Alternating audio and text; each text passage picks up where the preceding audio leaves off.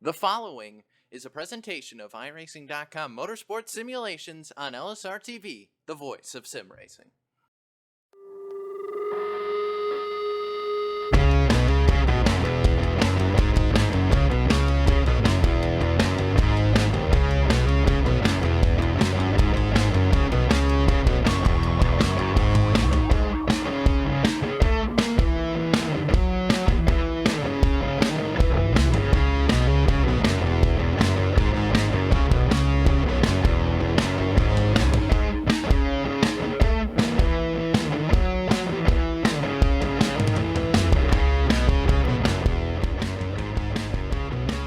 Live tonight from the Kansas Speedway, LSRTV happy to say good evening, sim racing fans, and welcome to round number 26 of the 2017 United Sim Racing BNC Lawn and Landscaping Truck Series on iRacing Live. Happy to be with you for tonight's Kansas 200 from the Kansas Speedway. Evan Pasoko and Austin Coop topside with you, the lovely and talented Cisco Scarluzza downstairs, and Coop tonight is Elimination Night Racing for the second time in this 2017 Chase for the Championship. We are sending 3 drivers home. The championship grid into tonight, we'll talk about it in just a moment, comes in with 9 names on the list. Outside of tonight, only 6 will remain. That also mark about the halfway marker in this championship as we start to work our way that winner-take-all finale in Homestead in just a little bit over a month's time. But first up tonight is Kansas, 200 miles on deck, and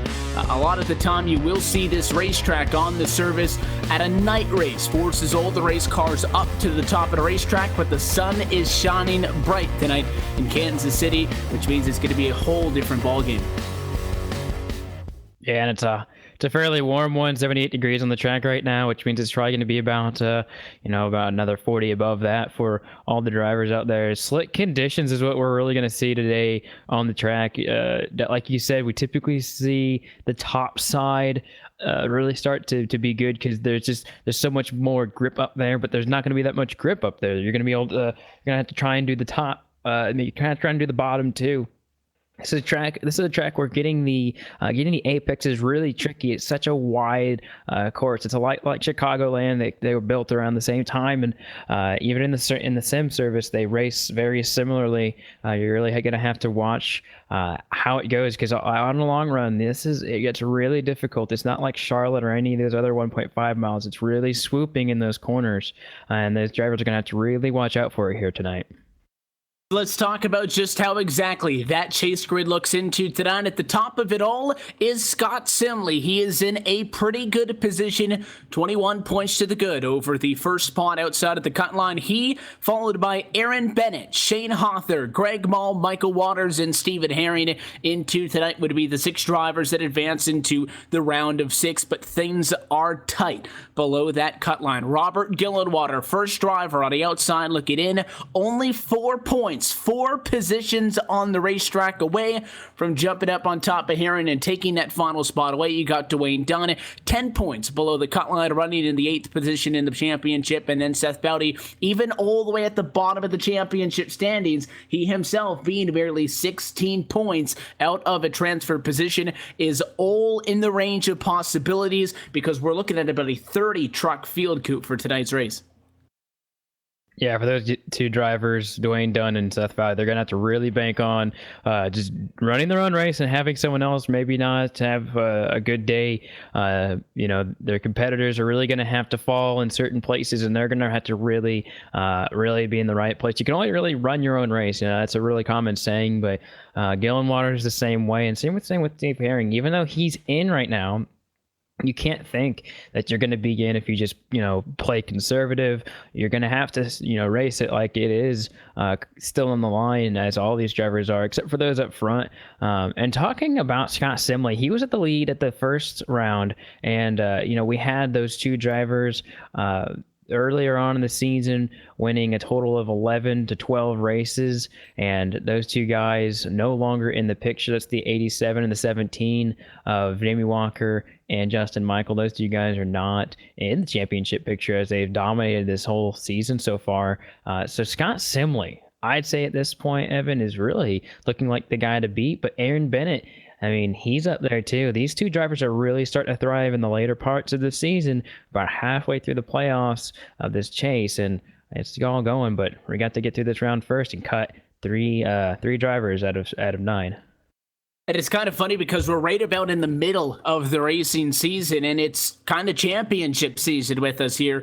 We've got a championship going on Friday nights. We've got a championship going on Saturday nights. The two very different, though, and I want to clarify in this one, there is no win and you're into the next round. So typically, if we were talking about somebody double-digit points out of a transfer spot with one race to go, we would say get that win. That's your best option. It doesn't matter what those three drivers, 7th, 8th, and 9th in the championship do tonight. They could finish 1st, 2nd, and 3rd. If the drivers in front of them finish 4, 5, and 6, none of that matters. So you got to go out there and do what you can, and you have to hope for some bit of luck to fall in your direction. That being said, qualifying just now drawing to a close. Let's go trackside for the final time at a round of 9 and take a look at your LSRTV starting grid. The number 17 of Jamie Walker going to qualify on pole position. His 30.667 good enough to that pole number 27. For that driver, Ashton Crowder going to join him on the front row. Best driver in practice, just a smidge off by 3/100ths in qualifying, and we'll start from 2nd. Justin Michael and Aaron Bennett kick a back row to row, exactly where they were in practice. 3rd for the 87 and 4th for the 3. They make up row number 2, and just behind them, great qualifying effort for the 66 of Ralph van der Vorst, who will start from 5th. Jason Jacoby, who's not in that championship picture, he'll start in that 6th position. Robert Dillenwater starts in that good number 7 position. Michael Waters, he will start in 8th with Scott Simley right behind him in 9th, and then to his outside, James Nunn in that number 75 machine, he'll start in the 10th position. You've got Dwayne Dunn rolling from 11th and Michael Priester rolling from the 12th position. Chris Cabot will start in 13th. Ricky Howell Jr. 14th, and Justin Lisenby through your top 15. Kenneth Dale Osborne, he'll start in the 16th position with Shane Hawthorne behind him. 17th, Seth Bowdy will start to the outside of row number 9, and 18th, Scott Formosa will start in the 19th position. And the first driver to take the provisional time will be Bobby Terrell. And then the rest of the drivers also going to get in based on provisionals 21st to 25th as follows. The 69 of Randy Tesser, the 78 of Steve Price Jr., Greg Mall, Brian Kutz, and Michael Atkins Jr. George Hendricks, Randy Yoakum, Michael Warren, Tristan Beats, and Stephen Herring will round out your 30 truck field here tonight at Kansas. And also, you can keep up to date as this race goes on. Follow those championship drivers. The numbers on the side of those trucks going to be that bright yellow, and that's also going to be represented on the top of your screen on the ticker, so you can follow the championship 9 through the field all the way through tonight's race. Let's talk about this Kansas Speedway. It is going to be a fun race for the guys out on the racetrack. There's multiple options for these guys to work with this 1.5-mile racetrack, and much of that due in part to the progressive banking. 17 on the bottom, 20 on the top. We've got 199.5 miles between the drop of the green flag and the drop of the checkered. As always, so happy that you're with us on this Saturday night on LSR TV at iRacing Live. The pace car down and away, and Jamie Walker wastes absolutely no time. Green flag in the air for the Kansas 200. The final race of the round of 9 is underway, and the race lead already decided off to 1 and 2 for P2 is where we find the first fight. Ashton Crowder out on a defensive line. Here comes Justin Michaels. Started row 2 to the inside and side by side. First time down the back. Hey, look at that 87 trying the very bottom of the track, going down to that white line. Now here at the beginning, he's going to have to really try and get that position away on the bottom. It's not easy to do. He's going to try and slot up. He's going to do it. It's not going to be successful because Crowder's going to go right back to the outside as the 27 had the momentum out of the corner, and they're going a little slicey here in the turns number 1, but the 87 will get that away from Ashton Crowder. And then here's something we've seen a lot. The 17 and 87, they're going to be nose to tail for first and second here, and they're already getting slotted out. Look like the 1 and 3 they're doing battle, but looks like Jacoby's going to get the way on the outside, and it looks like Aaron Bett's going to do very, very cautious and let him by out of turns number 4. Yeah, Jacoby, good work on the outside of the racetrack. He is going to be able to get that number 4 spot, and you can see Bennett using the apron. That is something that is very common at these 1.5-mile racetracks, is diving down to that flat in the tri-oval. Some tracks there's a little bit of real estate, some tracks there's a lot more, but this flat apron is about 10 to 12 feet wide. There is tons of real estate for guys to work on the inside, and that's a great place to go, especially when you're in a side-by-side fight. Don't expect them to be using it up, though, all night long. So Jacoby's able to cycle into the number 4 spot. The next closest battle is for second. Justin Michael was able to take that spot away from Crowder, started in line behind your race leader, Jamie Walker, and was able to follow him up and through and get to P2. Crowder, though, not going to let that one go without a fight. The drill spill, Racerboo, Chevrolet, all over the bumper, trying to look for P2, but so far they both agree the outside is the place to be, and for the moment, no battle.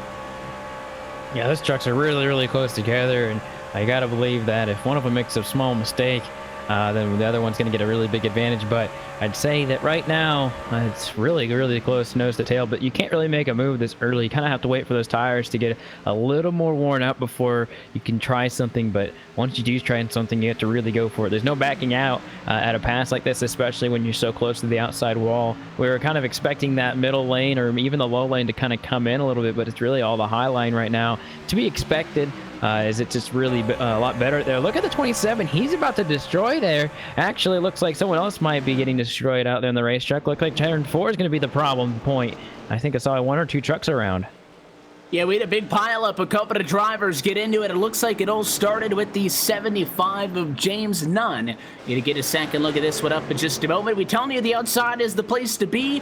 Nunn into the fence. That is so easy to do at this racetrack when the lane that everybody's going to be running in is only about 4 feet off of that fence. He got stuck in the wall, and very similar to the battle for second and third, the drivers behind him were right lined up behind him, also trying to get on the outside, and it stacked these guys up. Damage to the 31, damage to the 64, but I think the caution flag is going to fly because of Ricky Howell Jr. as the 18 spun down to the inside of the racetrack, got sideways, and I believe that may have been what actually ended up triggering the caution flag. But we had about 3 or 4 trucks get torn up there at a battle that was right around about 15th position. Yeah, it was really odd to see all those trucks get slung to the inside. It was almost like a Hot Wheels deal where when they hit the 75 on the outside, they just got shot to the inside.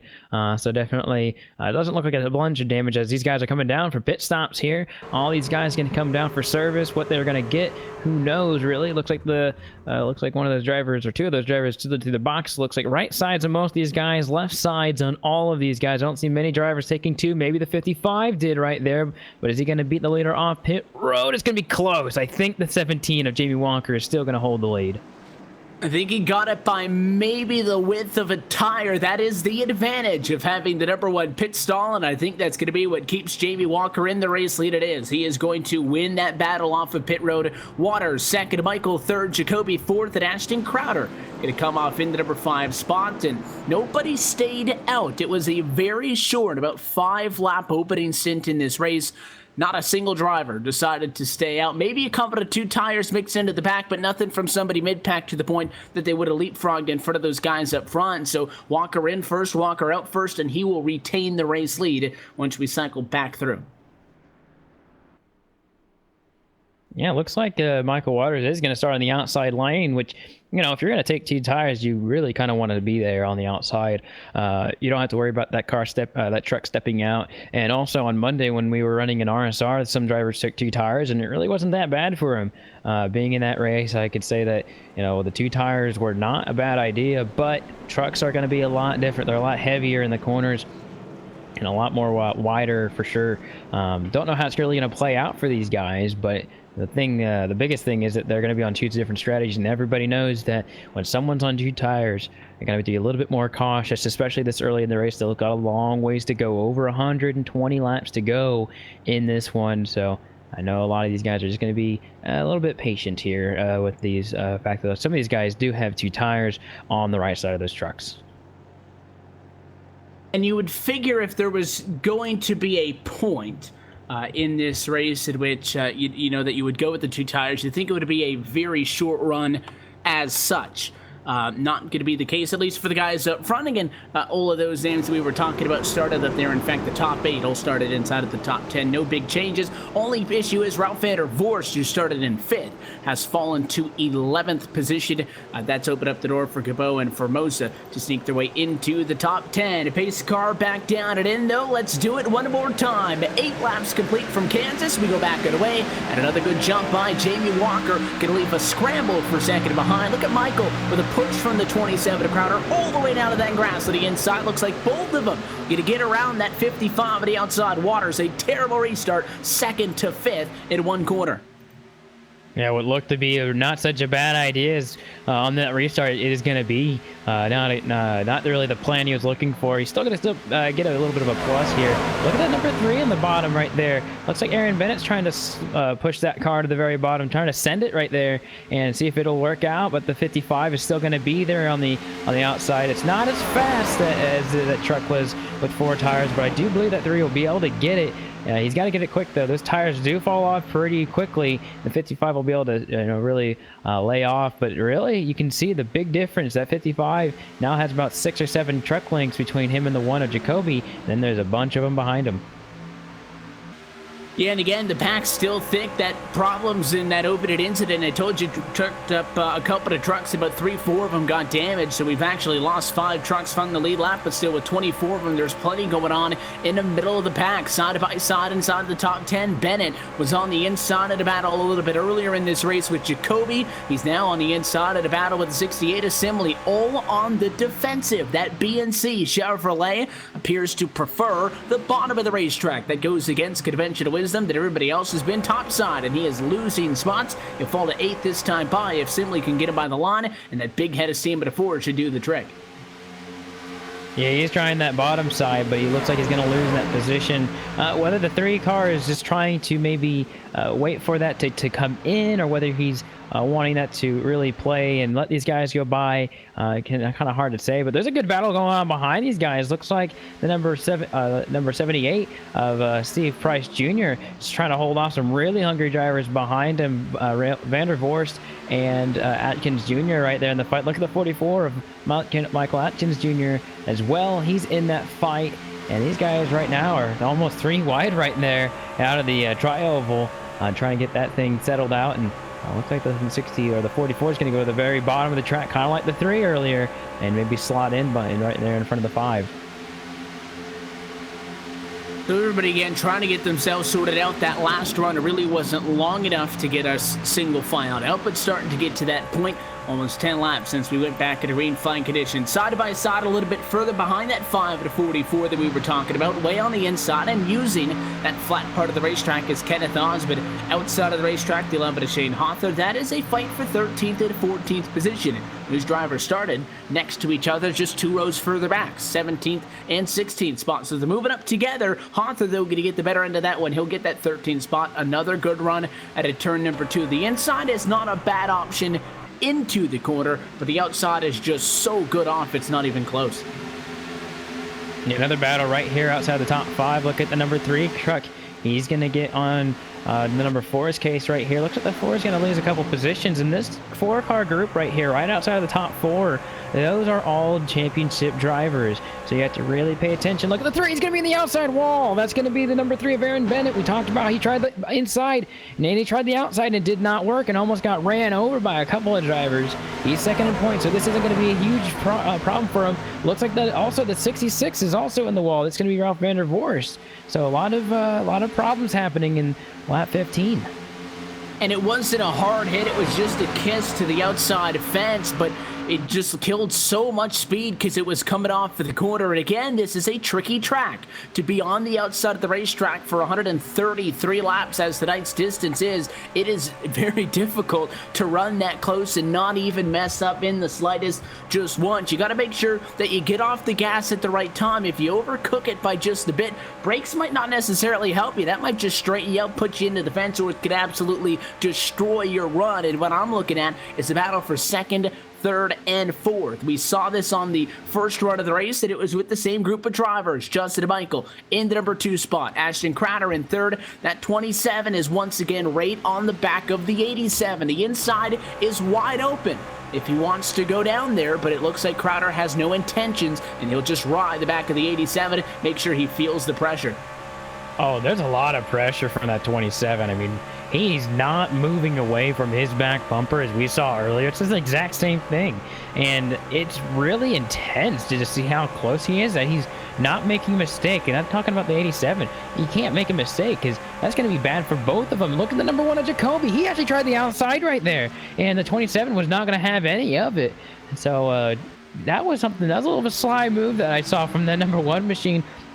Trying to, look like Ashton Crowder was going to try and maybe peek to the inside, see if he could, maybe make the 87 go to the inside. Well, there's a small hole, and Jacoby thought, well, if you're going to leave it open, maybe I'll try and go for it. Well, it wasn't a large enough hole. He could not make it happen, but they're so close. And if any of these guys make a mistake, it's going to really, it's going to brew a problem here. So I'm going to have to really look at these 3 drivers. They're starting to spread out a little bit more, but that was really close between these 3 drivers not too long ago.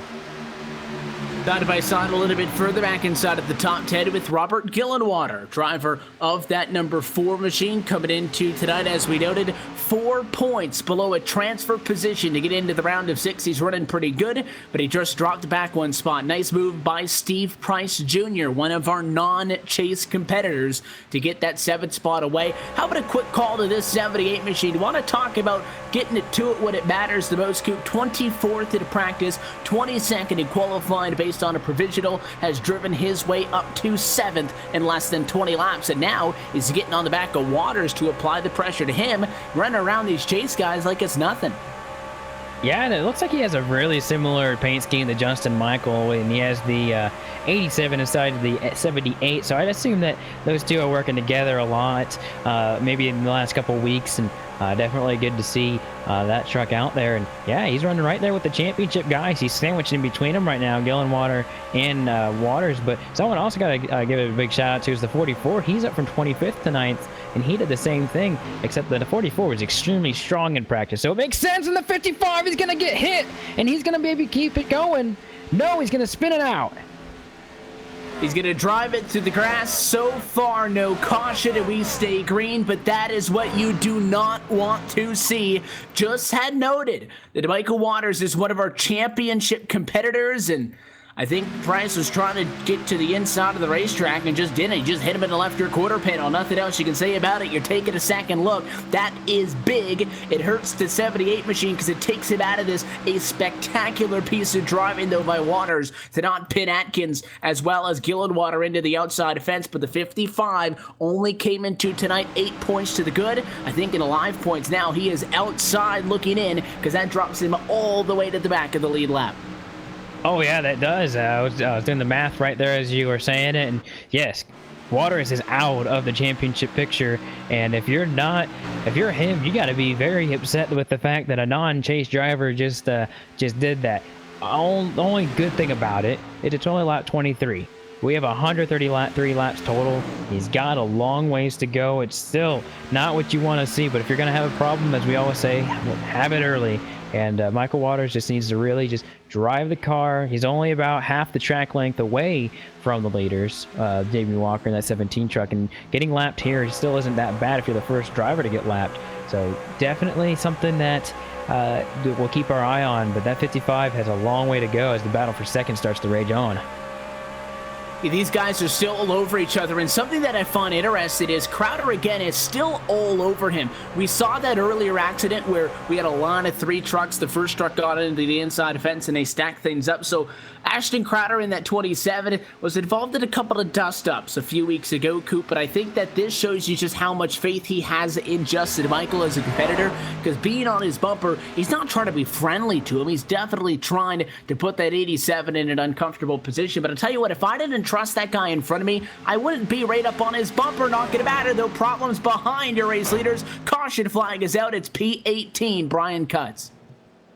Yeah, it looks like he had an issue coming out of turns 2. That's not the first time, and it may not be the last time. Looks like he's going to really hit the inside wall hard, and that's probably going to be the end of the night for the 04 Brian Cutts. You just hit the outside wall. Once you start sliding at Kansas, once you start sliding towards that inside wall on the backstretch, it's hard to not hit it. So a big hit, and it's probably gonna be the end of night. But only good thing about this caution, it does bring the field together and brings the number 55 back in the picture. But Brian Cutts is not gonna have the rest of the race to race back to the front.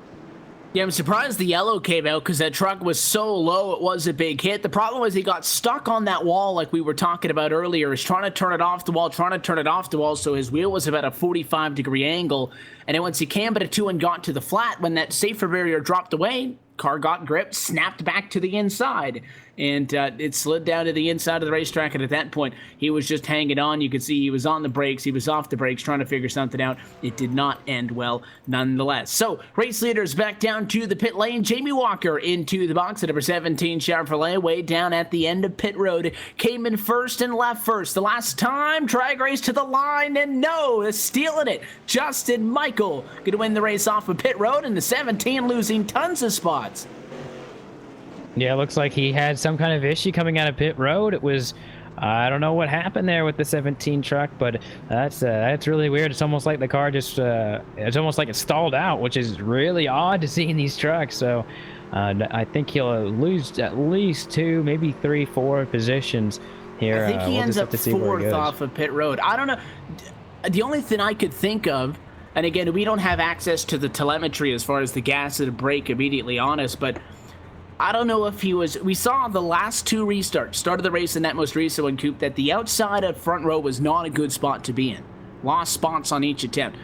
I don't know if he was trying to slow down and get 3rd off of pit road or something to that extent, but the problem is the one in the 27 came up side by side next to Nadeau. It dropped him down to the 4th position off of pit lane. Yeah, I just got the audio from the end car, and I think you're exactly right. I think he just stopped and maybe tried to get a specific position, not realizing how many drivers were actually clustered behind him. And once he realized it and got on the gas, it was just too late, and there's nothing you can do. There's nothing you can do about it, and the only thing he can do about it right now is to try and get back up there. It looks like he can fall to 5th, so 4 positions lost. To basically just move everyone up. Michael, Jacoby, Crowder, Simley, and Walker. That's your top 5 now, and that's an interesting move. I don't even want to call it a mistake because of the fact that it looks so planned, but I don't think he realized how many trucks were right behind him. And I have to question why that 17's being scored behind the 68 of Simley. I know that obviously the scoring loops are automatic, and it's not something, you know, that it's manually done by race control, but at least for my camera angles, the 17 looked like he clearly beat the 68 to that line where those green cones were. So I thought that he should be in 4th, but apparently scoring system going to kick him back to 5th, which will put him on the inside of row 3 as opposed to the outside of row 2. That might not be all bad, because on the last restart, that driver who was 2nd, the spot that we believe he was trying to avoid, got such a bad restart that 3rd and 5th, inside of row 2 and inside of row 3, were able to get up and get 2nd and 3rd overall, and that guy who restarted 2nd fell back to 5th. So it might work out better that he restarts at 5th than it was at 4th, but at least on my end of things, I think that 17 should be +1 spot. Yeah, I know you say it's going to be a little bit better that he's on the inside, but it still stinks that he's not. This will be the first time we've seen someone different other than him start this restart. I think for him, he's got to be a little bit careful here and not to push the 27, push the issue here on the restart. And he's also got to worry about all those chase drivers that are around him. He's got the 68, the 4. Right there clustered with him on the outside, so he can't do anything that's going to be too desperate. We have a lot of non-chase drivers here in the top group here, top 3 in fact, so going to be interesting to see what these guys do up front to definitely look for these chase drivers. Nonetheless, going to get back under in-flying conditions, this time with 29 laps complete. First time it's not the 17 in control, and Justin Michael handles it just fine. Off and away, green flag flies, we're back at it. At a good 3/10 of a second advantage, he'll carry down to quarter number 1. Side by side in 2nd, Crowder on the inside of the racetrack. He will get it from Jacoby. 3 for 3 now on a P2 on the restarts, losing at least 1 spot. Look at Jacoby. He's all over the back bumper. The 27 here side by side for the 4th position right behind him. Jacoby's going to back off, though. So definitely give that position to the 27. Side by side for that 4th position. Walker's going to try and get him on the inside. It's been a hard day for that inside line, and I don't think he's going to still get it. 68 of Scott Simley. He's going to prevail, and that championship driver. He's the first driver of all the championship drivers. We talked about how he's been so consistent out of everybody. He won in the first round of this chase, and he's leading all the other drivers right now in 4th position. So definitely, Simley's putting on a good show for all those chasers to see what they can do. Trying to take a look through the field, there's a lot of non-chase competitors, at least making up a fair percentage of the top 10 when you recognize that there are 9 championship competitors with those yellow numbers on board. Into tonight's race, you got battles going on for 4th and 5th. Simley, Walker nice and tight together. The battle for the race lead, I think, is a little bit tighter than what we have seen all night. But to be fair, Michael and Crowder were close for 2nd and 3rd. You just subtracted the 17 from the equation because of the poor exit off of the pit lane, and that 2nd and 3rd battle becomes a battle for 1st and 2nd. Jacoby, though, not wanting to roll over, maybe just a little bit of contact at the left rear quarter panel of the 27. That time at the other end of the racetrack in 3 and 4, so the 1 applying a lot of pressure. How about to the bumper in the center of the corner? Yeah, he's not being as patient as the 27 was earlier to the 87, and that was the same positioning that they were in, and Jacoby has a fast truck, and you can definitely tell the battle for the lead will happen here soon, but who is it going to be that's going to challenge him, or if any of them really do? They really sucked up to the 87 pretty quick here after the first couple laps, and you got to believe that that number 1 of Jacoby was oh so close, and he's just so fast in the beginning of the corner. You can just see how fast he gets to the 27's bumper, and he's got that exit speed too. So I think he's just going into the corner a lot harder than these other drivers, and it's definitely easy to see. You can see it every corner. He just is sailing it in there and making it really stick. I don't know if that'll happen for the long run, but maybe he'll get a good run here. But he's not going to try. He's going to do exactly what the 27 did earlier to him, and that battle for second is really making the 87's job a little easier. I'll tell you what, though, this battle up front is a good one. 5 drivers battling for the race lead, all of them sardined with about 4/10 of a second apart. How about 6? Here comes Gillenwater. Everybody plastered up on the outside of the racetrack. Again, you can go bottom if you want, but it seems that these guys all want to stay top. They all go to the inside into the Tri-Oval 17, maybe just a little bit later, making that step down to the flat on the racetrack inside of 100 laps to go. And this fight is raging on up front, and it's getting tight in 1 and 2. Yeah, these guys are starting to slinky up, and they get too close together, and the 87 makes a mistake like he just did.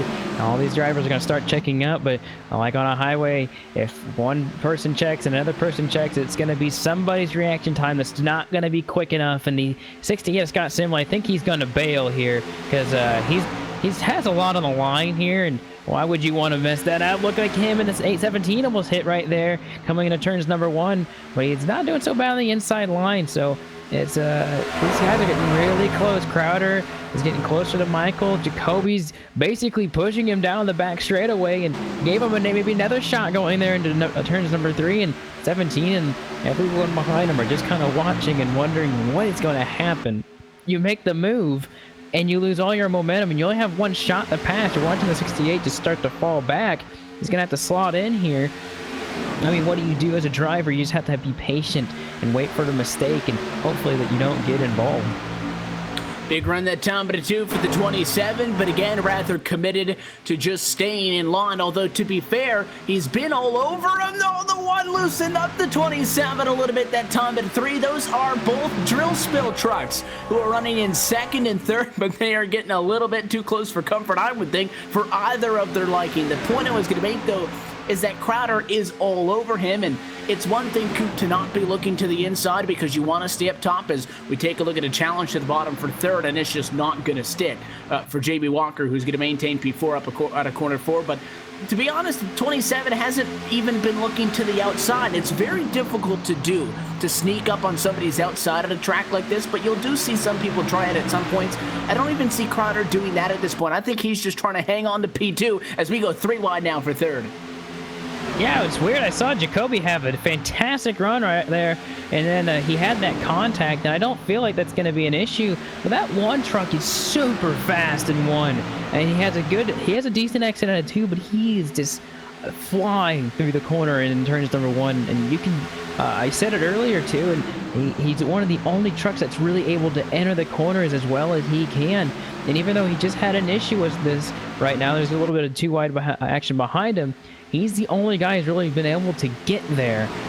So really watch that one truck. He'll probably get right back into the picture as the A7 trying to hold off the 27 here in turns 1 and 2. And that 27 is also really fast. And I think Justin Michael may not be able to hold him off forever. 27's been really, really patient this whole race behind him. And I think maybe after a while, Ashton Crowder's got to either figure a way out to the outside or to the inside to get by him. Crowder's been very patient in this race, and definitely a good thing to see from the 27 truck is he might try the inside here in the next couple laps. He might try the outside, but he's still staying right there. Well, he's in a good position. Again, these guys top 5 were all lined up in line, and it got real crazy real quick in about those 3 or 4 laps there, and it spread things out. Walker was in 4th. He has since fallen to 7th. Gabo has been able to jump up in front of him to number 5, started 13, and he is now at a race high P6. But also, I think we're back to a top 2, top 3 breakaway. Jacoby, at least as long as he didn't do anything to that truck, I think is the fastest truck in a racetrack, just because how aggressive he was on the back of the 27. Now, Crowder could be able to do that, and maybe just using a little bit of logical thinking says, hey, maybe I shouldn't push this guy into the wall in front of me, and he's taking it easy, leaving that about a truck length off for the top spot. But that one, again, closing the gap. Jacoby, I think, is somebody you got to keep an eye on.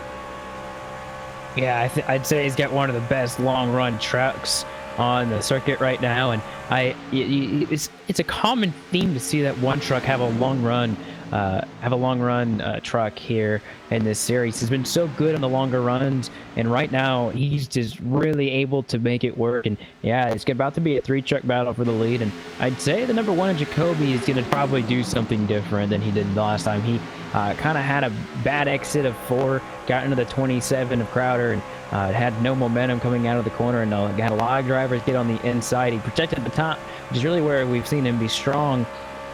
You gotta believe that the one truck Jacoby is also probably not happy with the 27 with getting into him in turns number 3. Don't know whether what happened between those two, but the one is definitely maybe gonna try and get a team order to get by him. I don't know if that's gonna happen though. 27's been real solid right there in second this whole time, as we'll have a caution. Sounds like it's towards the back. Looks like maybe down the back straightaway. Problems with the Tui Yoakum, a top 10 truck who was doing such a fantastic job. Started in 27th position and worked his way into the top 10. And very similar to the most recent accident we saw, it starts with a single truck in quarter number 2. He just pushed it a little bit high, caught the fence, snapped it around, and instead of just spinning to the inside, he overcorrected it back up into the outside fence, and that Chevrolet took a ride right in the center of the track and a big hit, but an 97 to Kenneth Osmond. Yeah, wrong place, wrong time for the 97. You could say that he could have gone lower on the track, could have slowed down, but sometimes you just don't know what that truck's going to do when it slides off the corner like that, and that's exactly what. Going backwards is really hard to predict, and he held the brake, but it's just that was a really hard thing to predict for the number 97. Kind of an up and down day for the 97. Got it towards the front after qualifying in 16th, and now has that issue that might have ended the day. So with that, as it has been every single time, caution flag means a trip down to the pit lane for new tires. Justin Michael going to be down to pit stall number 3 as your race leader. Crowder going to be 1 spot in front of him in pit stall number 2. Does that lead to anything interesting off of the pit lane like we saw the last time? Expecting these guys to go with 4 tires. That has been the name of the game so far to this point. Did a good entry into the box for all of the drivers inside of the top 5. Right side's always going to be completed first. They're going to go over to the left. The 87 looks like that he's going to be well on par to maintain the race lead. Not even going to be close. He'll win that battle off. Jacoby going to come off 2nd. Crowder 3rd. Looks like Gillenwater 4th. And Scott Simley going to pick up a spot P5. coming off of the pit lane. We'll take this opportunity to step aside, throw a caution of our own. Back to the Kansas Speedway in just a moment. You're watching LSRTV's coverage of the United Sim Racing Truck Series on iRacing Live.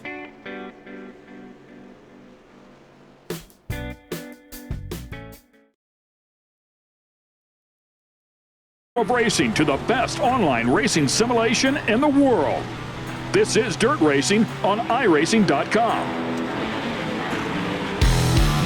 Race online at some of America's most legendary dirt tracks, including Eldora and Williams Grove. iRacing is the premier online racing game featuring NASCAR, IndyCar, sports cars, and now World of Outlaws, the leading sanctioning body for dirt racing. iRacing is easy to use and features a centralized ranking system to make sure you have the best experience at any skill level. With a massive inventory of high-precision laser scan tracks and cars with an unmatched dedication to quality and detail, iRacing gives you the most authentic online racing experience available. Thanks to iRacing's dynamic track system, developed specifically for dirt racing, tracks change over the course of a race, just like your favorite dirt track on a Friday or Saturday night. From a slick racing groove all the way up to the cushion, iRacing's dirt tracks deliver non-stop racing action. Partnered with the World of Outlaws, iRacing is your source for the most authentic dirt racing experience available, featuring 4 brand new tracks and 11 new cars, including street stocks, Legends cars, late models, NASCAR trucks, winged and non-winged sprint cars, with much more on the way. Join the Dirt Revolution on iRacing.com and start slinging mud today.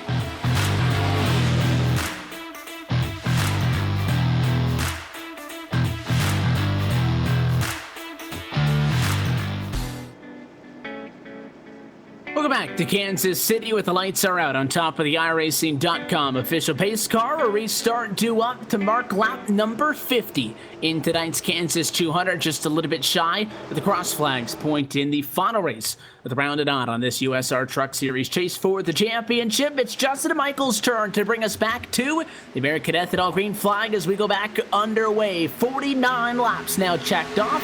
Let's see if second can do something. Jacoby looked very good on that last run, but still not good enough for the outsider. Row number 1, 4 for 4. Now P2 losing a spot on a restart, but he will fight back to the inside. That's not the preferred place to be. Does he send it down there in 3 and 4? Does he slot up topside? Looks like he'll get in line behind the 27. Yeah, this is exactly where we left off, right as the caution flew last time, but this time a lot more trucks single file behind him. Not very many people trying to fight for position as much as they were. Lap 51 now is what we're on, and these guys are realizing that if they can just stay at the top and they can wait on a mistake on a driver in front of them, and they'll be all right, and maybe they can try a pass on a driver that's not doing it as well. But those first 3 drivers are basically exactly where they were. The one's pretty close to the 27. There's about a truck length between the 27 and the 87 right now, as starting to get some company behind them. Simley and Gillenwater also behind them, starting to catch up, as well as we know the one truck has kind of a longer run capability to it, and he's being caught by that 68. He's going to try the inside. Yeah, why not? Sending it to the inside of the racetrack. It is short-lived, and now he's lost a lot of speed. Gillenwater should be able to clear him down low. He'll pull up even half a car length. He'll have to dive low and slide high, and I don't think it's going to work. He had such a run at turn number 2. I thought Gillenwater was going to be able to get it, but Simley stubborn on the outside. That's exactly what you need to be, though. The championship leader into tonight. Going to be able to somehow make that truck stick on the outside, and now that they're even, I don't see any way the Ford gets around him. And that's the thing that stinks about trying to capitalize on someone else's mistake. The 68 went to the inside to try that pass, and as soon as he made it, it looked like he's going to maybe have it if he just pushed the truck a little harder. But even then, he would just really hurt the tires, and it wouldn't have been able to work in the long run. And then you go on the inside, have the driver behind you on the inside, who then has no way to get around. Then you guys leave a lot of ground on the guys in front of you, which did actually happen. They were able to not be too bad off on these leaders, and I think the guys up front, the first 3 guys, are going a little bit easier than they were as the last time. But just as I say, that 27's getting really close to the 87, and Justin Michael. Here we go again with Ashton Crowder getting very close to Michael, and we're just gonna have to see. Look at the one just cut that gap almost to a minimal margin. He's going to get really close to his teammate. These first three drivers are just bumper to bumper. It's been fantastic racing. I said at the top that it's going to be a fun race tonight, and sometimes Kansas isn't the most exciting one from a spectator's point, just because oftentimes you can see people get spread apart. It is very difficult for these guys to do what they're doing, and that is run so tight up on the outside of the racetrack. Oftentimes, you see a lot of little mistakes that starts to spread out the field, but either way, it's always fun for the drivers, because up on the outside in a 1.5 mile racetrack is completely unique to any other place. At Charlotte, you're running on the bottom. At Texas, you're running on the bottom. You don't go up against the fence at any other track like you do here at Kansas. But, I mean, these guys are really putting on a fantastic show. Next time by, those top 5 are probably going to be separated by less than 0.4 of a second. That's how tightly packed they are. The intervals will probably be tighter than they were when they took the green flag off for the restart. It's Michael, Crowder, Jacoby, Simley, and Walker. 1, 2, 3, 4, and 5.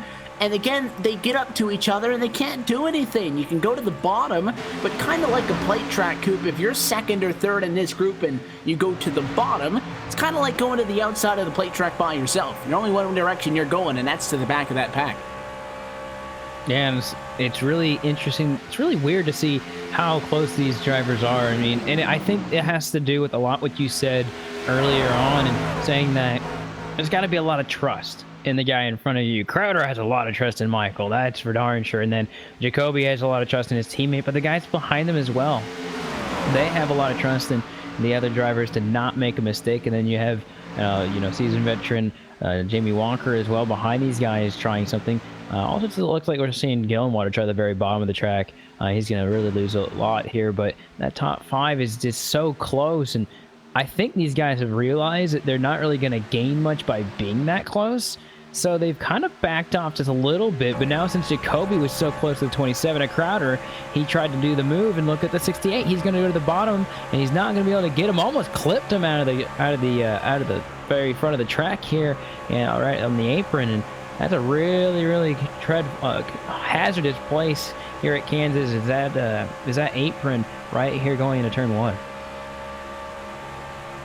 And a little bit further back, since the guys up front appear to be in some sort of a stalemate, we got funny with the 44 of Michael Atkins Jr. He's actually working the inside. Now, to be fair, it may not be by design. There's just no space up on the outside of the racetrack. The 55 is there, the 66, the 80, so on and so forth. Shane Hawthorne in line, the 5, Chris Cabot, even Stephen Herring. This could be bad for Michael Atkins Jr. He's done a great job to this point, plus 15 spots, but if he doesn't get a pass made or find the spot in line, he could easily lose 5, 6, 7 positions here. The 80 of Formosa thought about the low side. Luckily enough, a spot for him in line, and that's exactly what the 44 needed. That sweeping move to the bottom at 1 and 2 by Scott Formosa was the gap that Atkins needed to come back up topside. Yeah, this looks extremely similar to what the front looks like. This is extremely close racing, and all these guys are almost bumper to bumper. Look at him. Look at the 44. Try the very outside. He's going to get the 55 championship contender. He's going to be in the outside wall, turned around in turns number 1. Second time tonight, Michael Waters has been taken out in an accident by a non-chase competitor, and I think a second look at this one is going to make it hard to put blame on the 66, because I don't think Waters was clear. Sure, the 66 is the driver that turned him, but I think it's because the 55 drove across his nose. I will agree right there. And I think this is the first time we've seen a driver try the outside pass. And he did it beautifully. He did exactly it what was he going to do. work. Yeah, it was going to work. And then it just kind of went horribly wrong, because I don't think the 55 realized that was going to happen at that point. And as a driver, sometimes when you get so comfortable with no one passing on the inside, then it happens. It just kind of, it's kind of one of those racing deals. At the same time, 66 was in the right place. It just was not expecting the 55 to come up. And that's kind of the move that we've been waiting on a Crowder or a Jacoby to make up front, but not to this point have we seen such a move. And it was attempted back in that battle just around the top 10 positions, and it did not end well. And that one get a hurt for Waters, because a lot more damage in that accident than what happened earlier on when he took just a little bit of a slide through the grass. Pit stops are open as the drivers come down to the pit lane, and they're going to be led down by Justin Michael. Yeah, I don't think there's going to be any surprise of what these drivers do. 4 tires should be the call for all of them. The only driver that's really taken 2 tires that was noteworthy was that 55, and he's already now been in 2 accidents. So not that that's been the crux to everything that's been going on, but 55 did have that incident earlier, possibly because he was slower. But all drivers are taking 4 tires. 87 is going to get the 27. He's going to try and slow down. We saw the 17 do that earlier, and so it looks like Jacoby is going to land in 3rd. We talked about, and you said it earlier on, that the driver in 2nd typically loses that 1st position. And 4 for 4, I believe. Crowner, yeah, looks like he's going to be in 2nd. And he tried, but he didn't get it checked up in time. He locked him up, and that was almost bad because in the middle of the pit lane, when you're on pit road, these trucks, they can phase through each other. You're not going to get into each other. But I think once you're down towards the end, contact's contact. And I tell you what, he put the brakes on right in front of Jason Jacoby. It was quite a move, courtesy of the one to get around, and Jacoby's still going to be 3rd. I don't think the one really had any intention of coming off of pit road P2 either. Yeah, it's really about positioning on these restarts. I think this is where it's going to make or break some of these guys' race. And I know a lot of these drivers think that they can go on the inside and pass, but only if they can do it by themselves. If there's someone behind them, they won't be able to slot up if it doesn't work, and then they've already heated up their tire. So this restart, in any of the restarts, if we have any more, you're getting close to halfway, are going to be so important that you just hit every single gear the right way and get into the corner the right way and get yourself a good launch off of 2 and then get a good entrance into 3.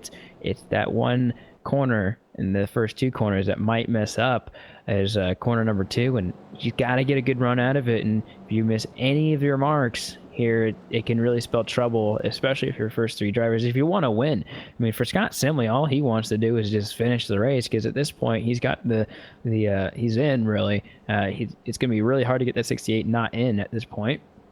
So for all these drivers, just trying to just get a win, and I think Justin Michael's really still in the best seat.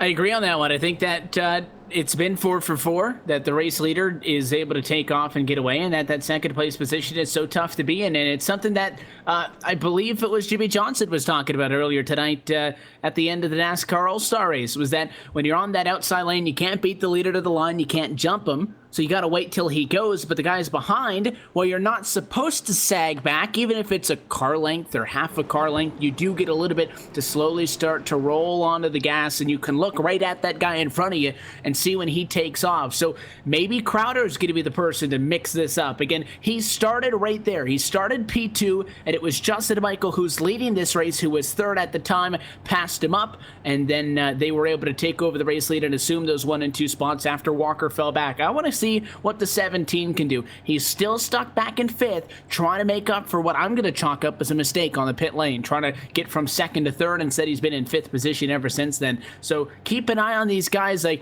could probably say, though, we might see something very similar to what we saw in that last run and the one before that, where we get these guys single file and they get stuck unless something really breaks out. Somebody gets the defense, you get a lot of guys diving out of the way. It is so hard to pass, especially for the top spot. Yeah, you got to look at the 27 and the 1, 2, and think about those guys are teammates.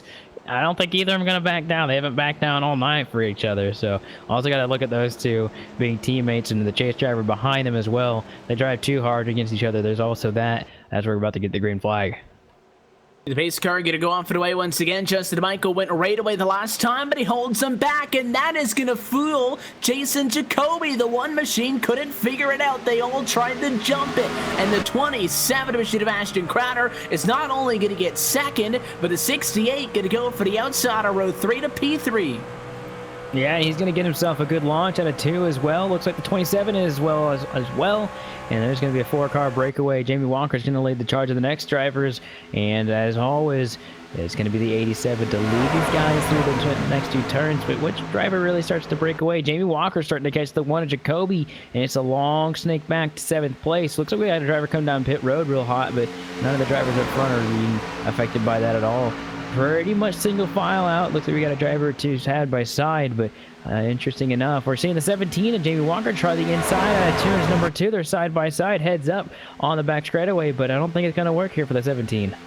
And he's got some damage on the back of that 17, right on the spoiler. I don't think it's really affecting him too much, but either way, the inside's just a tough place to get anything done, and the good news for him is at least there's a spot in line. Look at the 78, though, coming up Price. He's going to be able to work his way to the outside. We've already seen the 78 do this once tonight, and he will do it again, side by side for 5th and 6th. And I think your Pulse is going to fall to a race low P6 as Price powers down the back straightaway. Yeah, that 78 is the one to watch. His teammates all the way in the lead, and now he's in the top 5. So both those teammates are in the top 5. 2 teams in the top 5. Then you have the chase driver, the 68, right there in the middle of it, all sandwiched in there. And kind of an interesting picture. You got Michael's team in 1st and 5th, and then you got the drill spill team in 2nd and 4th. You got the 68 of Scott Assembly kind of just stuck between these guys there. But the top 4 right now, they're all but getting spread apart right now as it's getting really close. Look at the one. He's going to try the outside. He's going to move the 68 in the outside wall. That's what we talked about, the outside pass. That's what you're going to have to do if you're going to want to get that pass done. And it's going to create problems here out of turns number 4. And unlike on the last time where we saw the non-chase competitor get the spot, and then it was the 55 at the time of Michael Waters, who I think moved up on that machine. I'm not a huge fan of the move by Jacoby. You're going to take a second look at this one, but again, that one has been very aggressive tonight, but I think that you have to show a little bit more caution, especially on a chase guy, to just hook him like that. I don't think there was enough space to make that move. Yeah, I'm watching the replay here, and there's not enough room for it at all. And so the 68's going to have some good right front damage and right side damage, but he's still in 6th place. It's not going to hurt him too much. I'd say the only thing that's really lost here is maybe a little bit of driver respect here between those two. But from my standpoint, you just have to try and make a move here. It's a little bit, it's getting halfway, and I really haven't hardly seen any passes here. And as a driver, you have to try and do something. Being patient here as a driver is not something that you typically see or hear. So I'd say it's hard to blame him. We're seeing 3 wide here on the start-finish line here going into 1. That's what it's going to be. And it's going to be really close between these drivers, but I'd say that 68's got massive damage here in the corners. They're getting really, really close here out of turns number 2. And I think the biggest issue for Simley is going to be that truck's really going to get tightened up because it got into the outside fence. But these guys are jumping all over him. He has fallen to what's going to be the 7th spot. You got Gabo still on the inside of the racetrack. The 28 machine of Michael Ward now finding up top, and with a fantastic run for one of the drivers who started on a provisional. He picks up P9 with that move on the 5 that time by, and I think Gabo might get stuck down on the bottom through all of this. Meanwhile, back up front, all of that chaos has really shuffled up the running order. Justin Michael and Ashton Crowder were in front of where the contact was, and subsequently so nothing has changed between those two. The 87 still leads the way, and Ashton Crowder is going to be scored in 2nd. They still run nose to tail as they have for basically all 75 laps of this one. Price is now 1.6 seconds back though in 3rd. You still got Walker all over him, but a big gap opened up between those two because the guys behind that contact really were forced to check up hard. Yeah, that's 87 and 27 have been basically bumper to bumper this whole entire race, and you got to believe that if anyone would make a move, it would be Ashton Crowder. But at the same time, he hasn't made the move. He's looking and maybe giving a little space, maybe to get a really big jump out of the corner. But it actually looks like the 27 is starting to fall back just a little bit here as we have a caution. Yeah, problems with the 44. He was in that battle that I was just talking about with the 5 and a 28, and as soon as we took our eyes off of it, something happened at a turn 4. The 44 machine tracing the 28 all the way down to corners 1 and 2, and he just got nicked by the 5 machine. Gabo was on the inside, really trying to make that stick, and he pushed up a little bit, tagged the 44, hooked him around. The 98 machine of Stephen Herring had nowhere to go, and 3 drivers running inside of the top 12 going to get tangled up and bring out a caution flag at lap number 75, which means drivers are headed pit side once more this time. Yeah, but halfway, pit stop's about to roll down. Justin Michael's gonna, looks like a little bit of tire smoke, a little bit of games coming down pit road. Ashton Crowder was right there on the bumper of the 87, so he tried to speed up then slow down, and it looks like Crowder was not fooled right there as these guys are coming down, probably to get 4 fresh ones and feel full of fuel. They might be able to make it to the end on fuel, but it's going to be really close. But I don't believe these guys will make it on tires. Let's see what these guys take. They're going to take all 4, more than likely, right sides up on the 87 and 27, and the left sides will come up as well. And it will be a battle off the pit road between these two guys. It's going to be 87 on the gas, 27 on the gas, and it looks like Crowder, he's going to get there first. Drag race to the line, and I think the advantage is going to go to that 27 just based on that his pit stall was that much closer to the end of pit road. He crosses that scoring line at a slower mile per hour, but I think it's going to put him in front of the 87. Crowder going to win that race off of the pit lane, and now a penalty. Trying to dig just a little bit too much, I think, is going to really now set his competitor back. The 87 of Michael's got to stop and let everybody behind him on the pit lane go on by. He wanted it just a little bit too much. So maybe the 87 was going faster, not because his pit stall was that much further down, but because he was going over the speed limit. Yeah, I think he topped a total of 58 miles an hour out of pit road, which looks like he crossed the line about 56. So unsure how he got the penalty. Maybe it was coming into pit road as well. We saw the tire smoke there. Actually, it's around 45 miles an hour, so he was going a little bit over 10 miles an hour coming out of pit road. So he definitely sped down coming down pit road. But look at the Ashton Crowder. He is going about 47, almost 50 miles an hour. So it looks like Crowder may have gotten away with that one, where the 50 or the 87 didn't.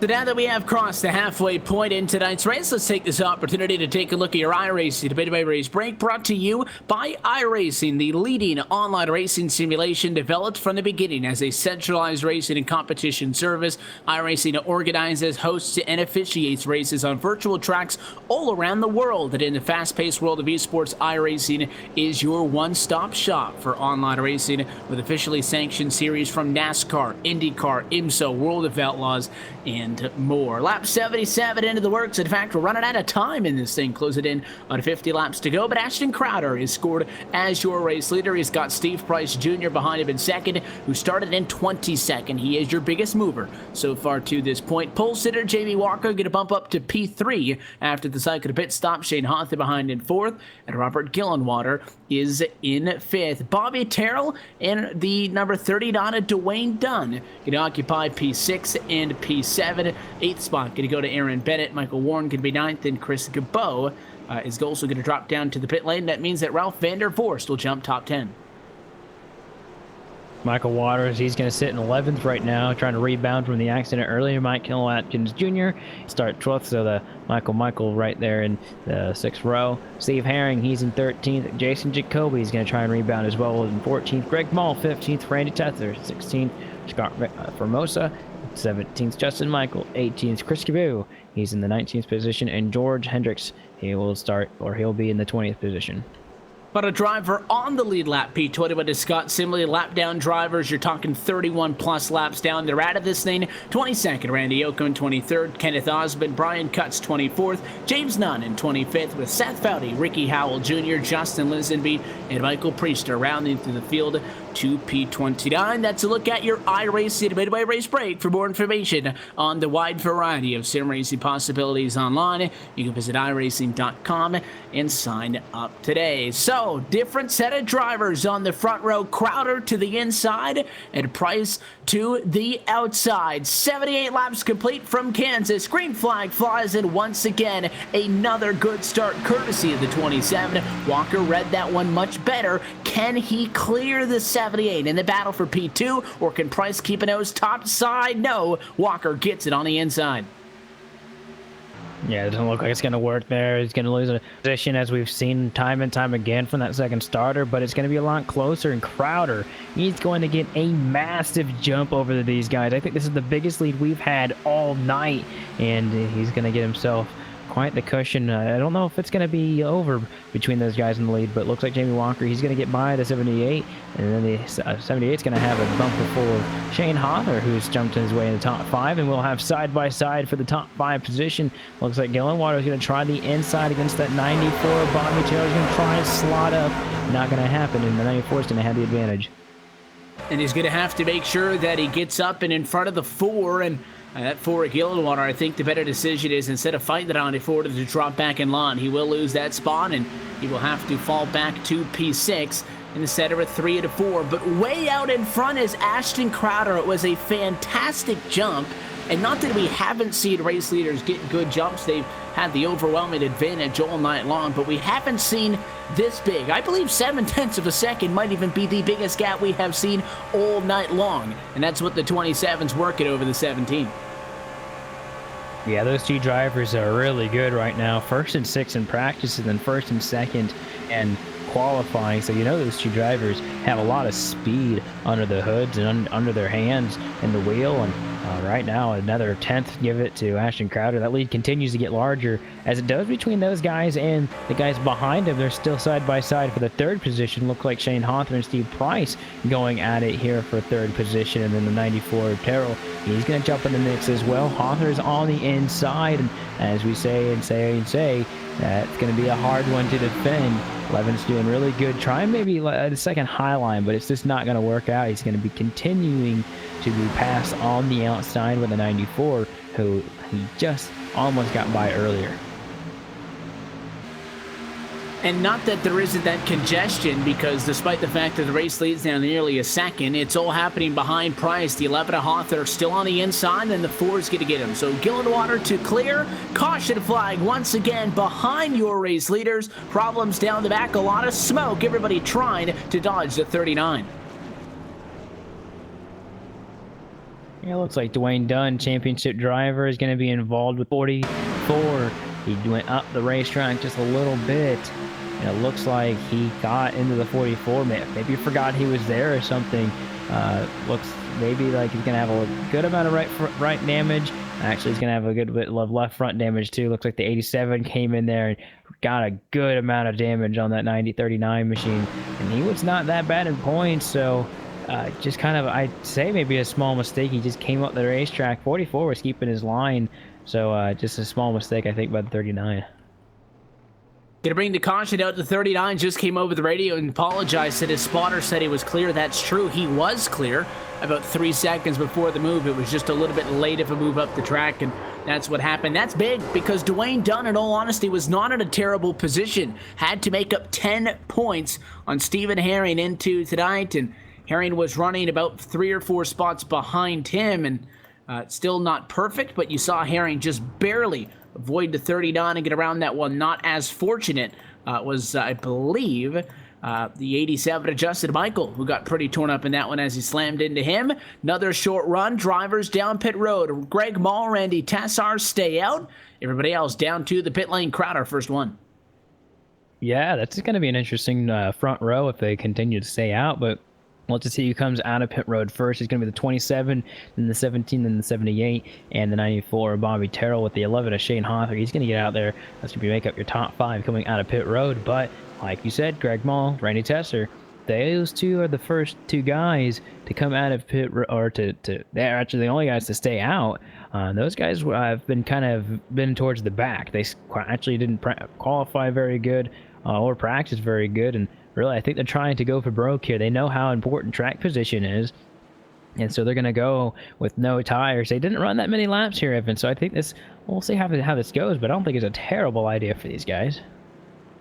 I mean, I've been waiting for somebody to take a gamble. If the 12 and 69 stayed on, I would love it, but it looks like they are going to jump ship. Maul and Tessa are going to come down to the pit lane. Good news for the 12 is it's a bonus point for one of our non-chase competitors. Tessa are also going to come down to the pit lane, so we are going to end up with Crowder going back to the point with the light still on top of the pace car. Walker going to be P2. The 17 is chipping away, Coop, but I'm not sure that I've seen that 17 actually make a pass for position on the racetrack since he fell back to 5th or so.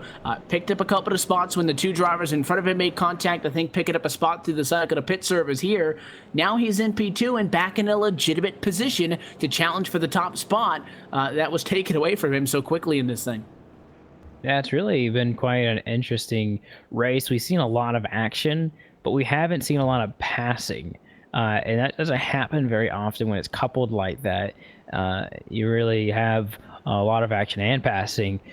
They've just been so close to each other in this race. And I think they're starting to figure it out. The guys up front, Ashton Crowder and Jamie Walker, they're starting to kind of figure it out right now about what they're going to do in terms of how to maybe spread out from each other. But the guys behind them, they're still battling each other right there in the corners. Some guys think they're faster and they want to keep that top side, and some guys want to go to the bottom. They want to pass, but they just know if they don't execute it, they're going to be in a world of hurt. And if they do, they might have a crossover on the inside, and then what they did just kind of all for nothing because they both lose time.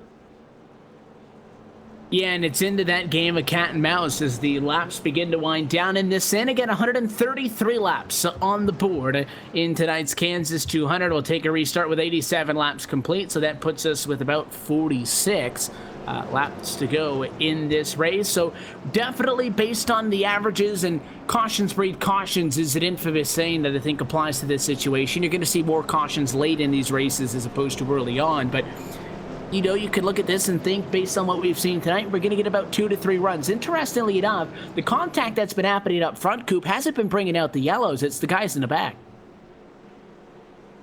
Yeah, and then they're more packed together there in the back of the pack too. So if anything really happens, you're more likely to have someone else come in and take a swipe on you on accident, or just kind of come up and hit you. And our first caution was exactly like that. One driver made a mistake and other drivers just had nowhere to go. That's kind of a common trait of this track, is you're going so fast, there's just not very many places or very many ways to slow down. So once those guys get spread out, it'll be a lot easier, but that's if they get spread out. We will see if the 27 is going to be able to run off and away like he did on the last one. Pace car down. Walker Price trying to get up on the loud pedal with the 27. And another great jump for Ashton Crowder. He'll take the green flying and pull already 3 to 4 truck lengths before we get to the corner. Battle for second may be to Jamie Walker for the second time tonight. Can the driver from the outside of the front row hang on? Price is digging on the inside. It'll be tight at a turn 2, just shy of clearing him. Look at the 3 wide behind them, though. Formosa, Bennett, and Ralph van der Voort, they're going 3 wides in the turns number 2, and it's not going to work for the 2 bottom guys. Back up front, though, it's still 2x2 for the first 5 positions, except for the lead. And it looks like Walker, he's going to actually prevail from that second starting position on the grid here from the restart. And look at the number 4 of Gillenwater. He gets blocked out of the position from Shane Hawthorne right there at turns number 1.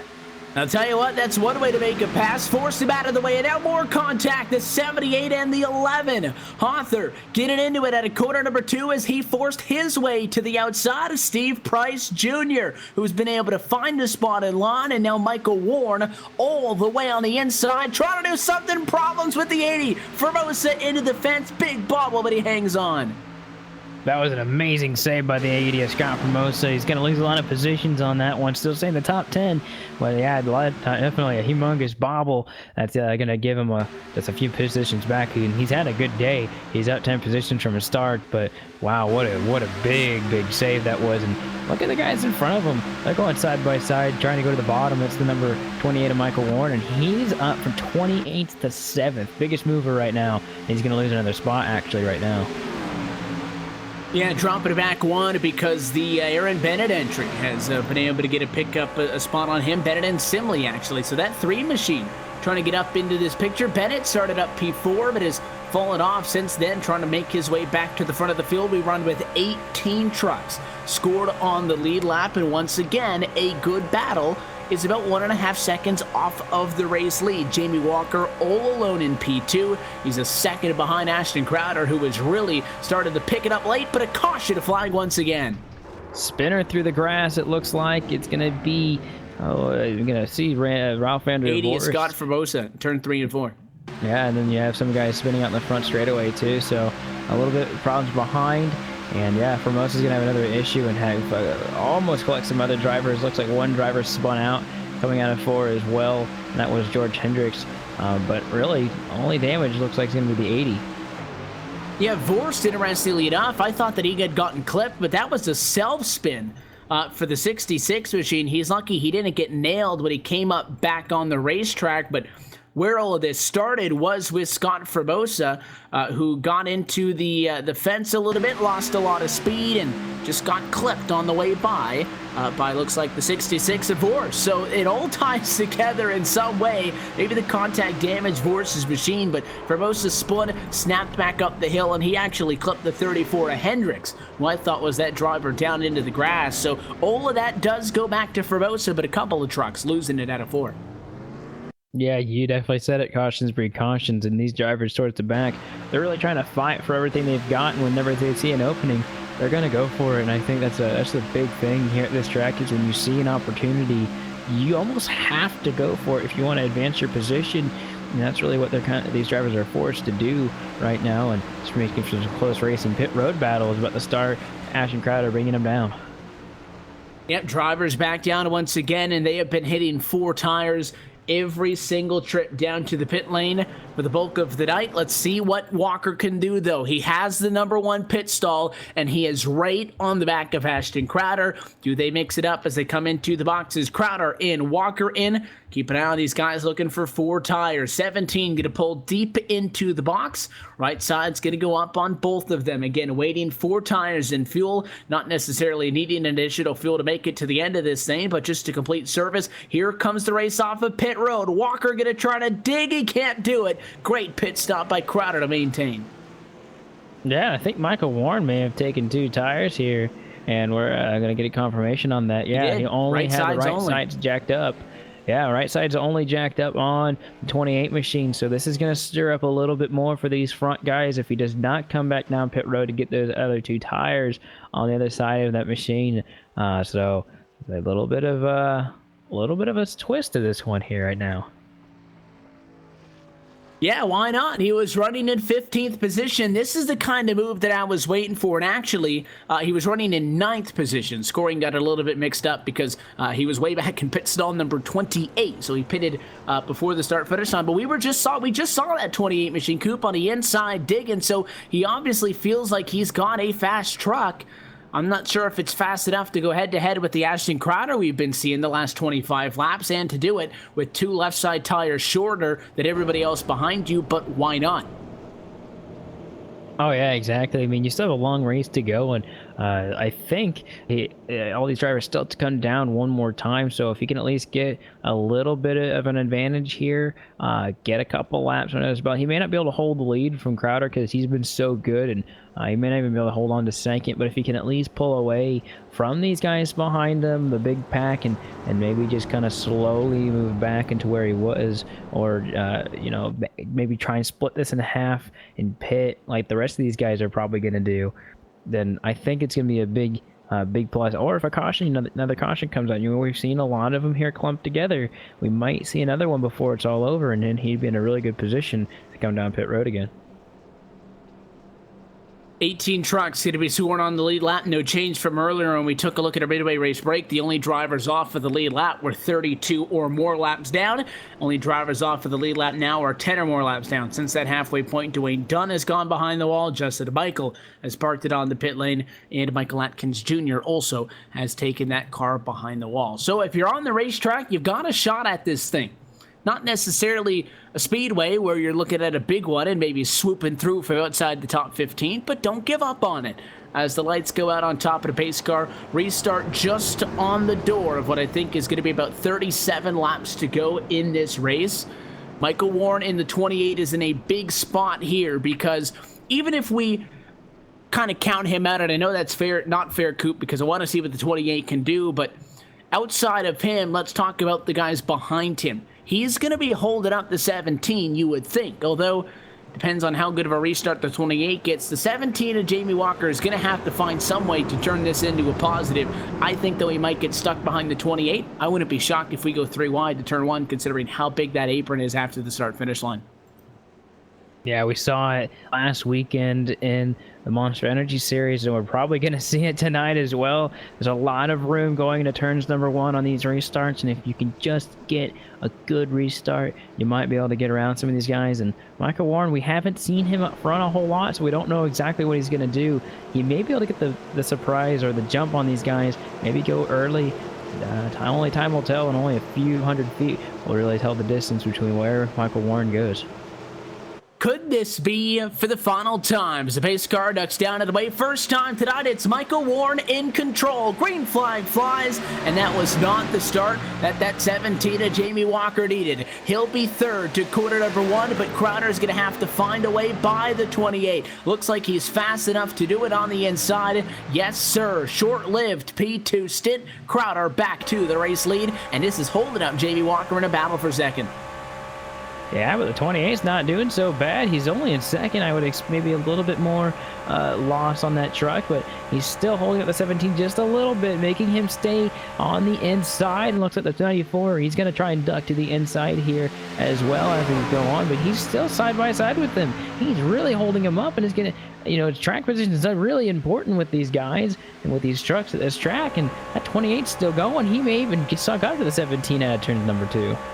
Yeah, the 28's not that much off, but he is off, I think, and that's the only way that Walker was able to pass him. If the 28 was even with Jamie Walker, there's no way the 17 would have got him on the bottom, especially with the damage he has. It's not a great distance, but you could see that 3 or 4 car length distance that 17 just pulled on him that lap. That's about, I think, the difference between those two drivers, but it might be too little too late, because sure, Walker's in the clean air. He's back up on the outside, and he can start digging, but 0.8 of a second is a lot of time to make up on your own. I want to see what the likes of Terrell, Price, and Gillenwater do with Warren, although the 28 kind of in his own little bubble right now. Terrell's got his hands full with the guys behind him.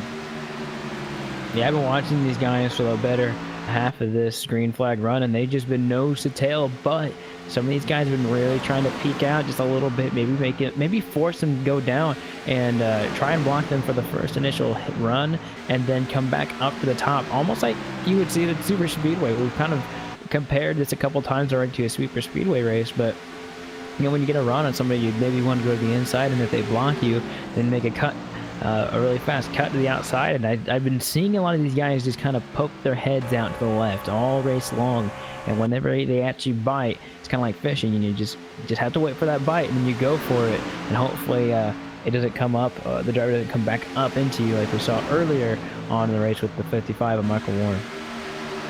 One thing that's interesting to note, that the highest running championship driver on track right now is Gillenwater, who is running in the number 6 position. And something else that's interesting to note is that through this championship, you expect in the chase that we'll have to talk about the spoilers, the guys who are not in the championship that have to be a factor. But you would also think that the chase guys step it up a bit. And Scott Simley is a championship driver, so that does take away from it just a little bit. But the 2 winners that we've seen in this round, Simley, who is in the chase, but then also Michael Priester, came in home and took the win just 1 week ago. Those 2 drivers getting their first wins on the season in this round of the championship. And Ashton Crowder, who's leading this race right now, trying to break that streak and look for a win, I believe, number 3, if we were able to get it, and he's pulling down to 1.2. Yeah, he's got a fantastic car right now, and it definitely shows as he goes through the corners and just kind of, I think, has just overall speed better than everybody else. It was really close in practice. I mean, only like 1/100th of a second, but it's the overall speed and the long run speed. I mean, maybe that 727 doesn't have the very long speed, but has some good short run speed, can just hold on to the lead once he gets it, and maybe just loses a little bit. But I don't even see that happening. I mean, he's still pulling away from Jamie Walker each and every lap. We still have about a little under 30 laps to go, and it's starting to really dwindle down. I think at this point, these first 2 drivers are kind of safe, unless we continue to have cautions, but all the drivers behind him, Terrell, Price Jr., Gillenwater, Hawthorne, Simley, and company, it's very close with these drivers here. And I'm almost waiting for something big to break out here, because this is what we saw up front for the opening half of this race, and it got a little bit dicey at several points, but they're 3.5 and now 4 seconds behind the race leader. So you can't say that Terrell doesn't focus on the guys behind him. He was half a second slower that last lap alone compared to race leader Ashton Crowder. This group is now over 4 seconds back, but that group of 6 cars is tightly packed within 0.7 of a second of each other. So there is still a lot to be determined in this battle for 3, 4, 5, 6, 7, and 8 on a racetrack. But for the moment, stand still. The 78 taking a look high and low, not committing. Yeah, and he's looking. He may have had him in the trial, it's kind of a tri-oval here in the front of Kansas. Almost had him there, but he's right there on the back bumper of the 94, almost pushing him up the racetrack. And you talked about how Gillenwater was the first Chase driver to be right behind these guys, and he's got to be watching this and just thinking to himself, now I know a lot of the other championship drivers are out of the race or just have had some bad luck, but I still don't want to have anything happen to me and just secure what I've got. And that number 4 truck, he's going to maybe lay off just a tiny bit, but he's going to have the 11 of Shane Hawther right behind him. And then you have 2 other guys behind him, Sinley and Bennett, who are also in the playoffs. So kind of a clump of these guys right here that have kind of a championship right on the line. But it looks good for these guys.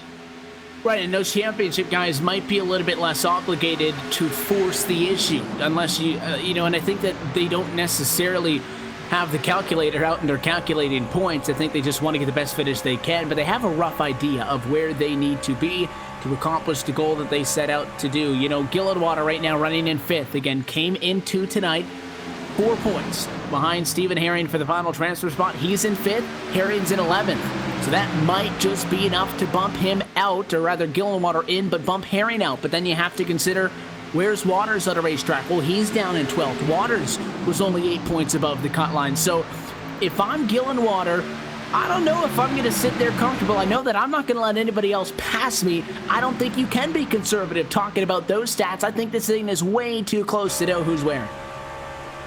Yeah, and I think that driver, like you said, it's not like you have the stats on your dashboard or you have the calculator ready to go. You kind of just have to run your race, but at the same time, you do have points on the line, and that you can try and maybe force the issue and intimidate the guy in front of you and into thinking of that chase implicating actions behind or in front of or behind you. But at the same time, you can't really predict what that driver is going to do. And so if you're Gillenwater, you just have to pick your battles, and all these guys really do. I mean, if you're close to that cutoff line, the 55 Waters, he might be saved here if Gillenwater can really get that and just pass one driver. But these 3 drivers are really close, so these guys really can't make mistakes.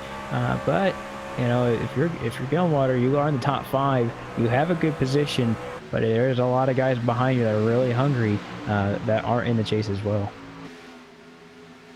And we've already seen, I think, at least 3 or 4 times tonight, non-chase drivers getting into it with chase competitors. You can put the blame either way in that scenario, but they have been making contact, and that is something that's very unique about this kind of racing chase format, is that, sure, there's only 9 drivers in the championship battle, and in about 20 minutes, there's only going to be 6 left. But that does not mean we take anybody else off the racetrack. Everybody is a factor. Ashton Crowder, Jamie Walker, Bobby Terrell, Steve Price, they are factors because they're keeping Gillenwater back in 5th. He's maybe leading the race amongst the chase competitors, but he's only getting points for P5.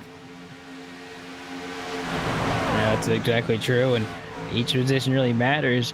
But something I just can't keep my eyes off is how close these guys are. I mean, there's no room for mistakes in this top, or in this group right here, right here in the top 5 and just outside the top 5. But if you're the number 3, you might try the inside right here. It looks like Aaron Bennett's going to try and do that, or he's going to come down pit road. So he's going to split this run in half, come down pit road, get some tires and fuel.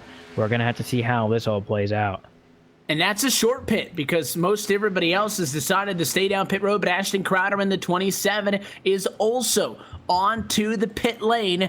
And while we've been talking all night long about how difficult it has been to pass on track, this may be your lone opportunity to either short pit and hope that you just happen to blend back out with some clean air, and just hope that the guy that you're racing against has a little bit of a slower entry, a little bit more of a difficult time getting up to speed. And it's so very difficult to know how that works. If you're trying to make up a 3-second gap, you're going to have to get a lot. You really have to push it, but there's no way of knowing if it worked or if it didn't until you see that guy start to blend back up in front of you once the cycle completes. I'd say if you're these drivers that go out later, if you short pit and you mix in with these guys, you're going to have to pass them on the inside. And we've seen how hard it is to pass on the inside. And for these guys, one, they're going to have to watch out for these slower drivers. And two, they're going to have to try and pass them. So with that, they're going to be ruining their tires a little bit more than anybody going a little bit later. And I don't feel it's going to be as easy. I think if I was a driver, I'd wait a little bit longer. Hey, it looks like the 27 is going to be in the wall. He gets put in the wall by the 66 of Ralph van der Vorst right there in the corners. And that's big. Crowder not sure what happened. Said 10-4 over the radio. Just blended back out on track. He was on the outside, and I don't know if you can blame the 66. Crowder looked like maybe a little bit of net code and a little bit of pinching. The 66 was not giving him a lot of room. That's absolutely fair. But Crowder did have some space to the outside fence, and maybe just anticipated the 66 maybe to be a little bit more friendly when you consider the fact that Vorst is running 2 laps down and not necessarily a big time factor late into this race. That could be huge for Jamie Walker as he continues to stay out front and lead this race. But again, that could be that 2-3 second gap that Crowder had to his advantage gone just like that. Yeah, I think that's going to be for any of those drivers trying to do longer. Looks like Jamie Walker's going to be down pit road as well. I don't think that's going to be completely erase the 27's ability to win the race, because the 27's been super strong, but he still has to get around the 66, which I don't know what happened between those two drivers, but it's going to have to get resolved here soon, because the 27's getting the 66 once again. So we're going to have to keep our eyes on that as the 68. Similarly, he's going to come in as well. And it's going to have to play out where the 27 just runs his best on the track, doesn't have any issues with other drivers, and then the 17 of Walker's got to have no issues coming down pit road as well. And anyone who's really close, I mean, that on-track incident isn't going to be huge, but here he comes down the back straightaway. He is going to pass the 17, but the 17 of Jamie Walker has better tires. How long will it take to get him up there? That is the question, and if he has any sort of an advantage on the other end of a run, he will have the advantage on the tires. Crowder has the track position. I would be willing to argue I would rather have the track position at this point. We have seen passes made on the inside. In fact, we've seen Jamie Walker make passes on the inside, but it was on a driver who had old tires. So is that enough of a difference? Crowder's on older tires. Didn't necessarily go with the 2-tire stop only, but first, let's not get ahead of ourselves. He has to catch Ashton Crowder, and the 27's working with a fairly good gap. The 17 is faster, no doubt, this time by. Lap time for Ashton Crowder could be a 31.150. Jamie Crowder a 31.15 or 5.46. So, not necessarily the best lap for Jamie Walker that time by, surprising. Yeah, I'd expect that the newer tires would blow off a little bit more, but and Crowder's in traffic too, so exactly what I was about to say.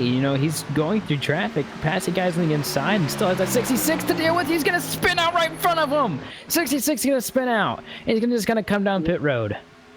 And I don't even think he sped, but hard contact into the inside fence.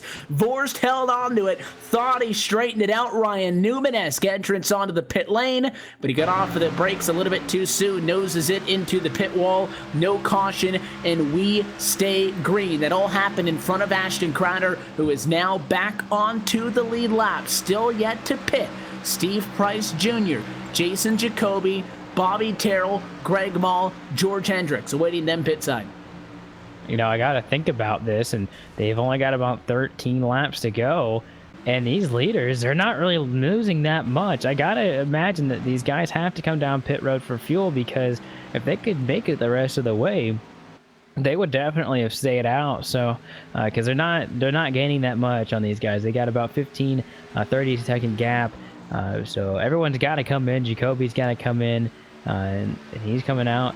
He's on turns of 1 and 2 right now. It looks like he may be trying actually to do just that. What I said is try and make it the rest of the way, as he lost 2 seconds that last lap to Stephen Price Jr.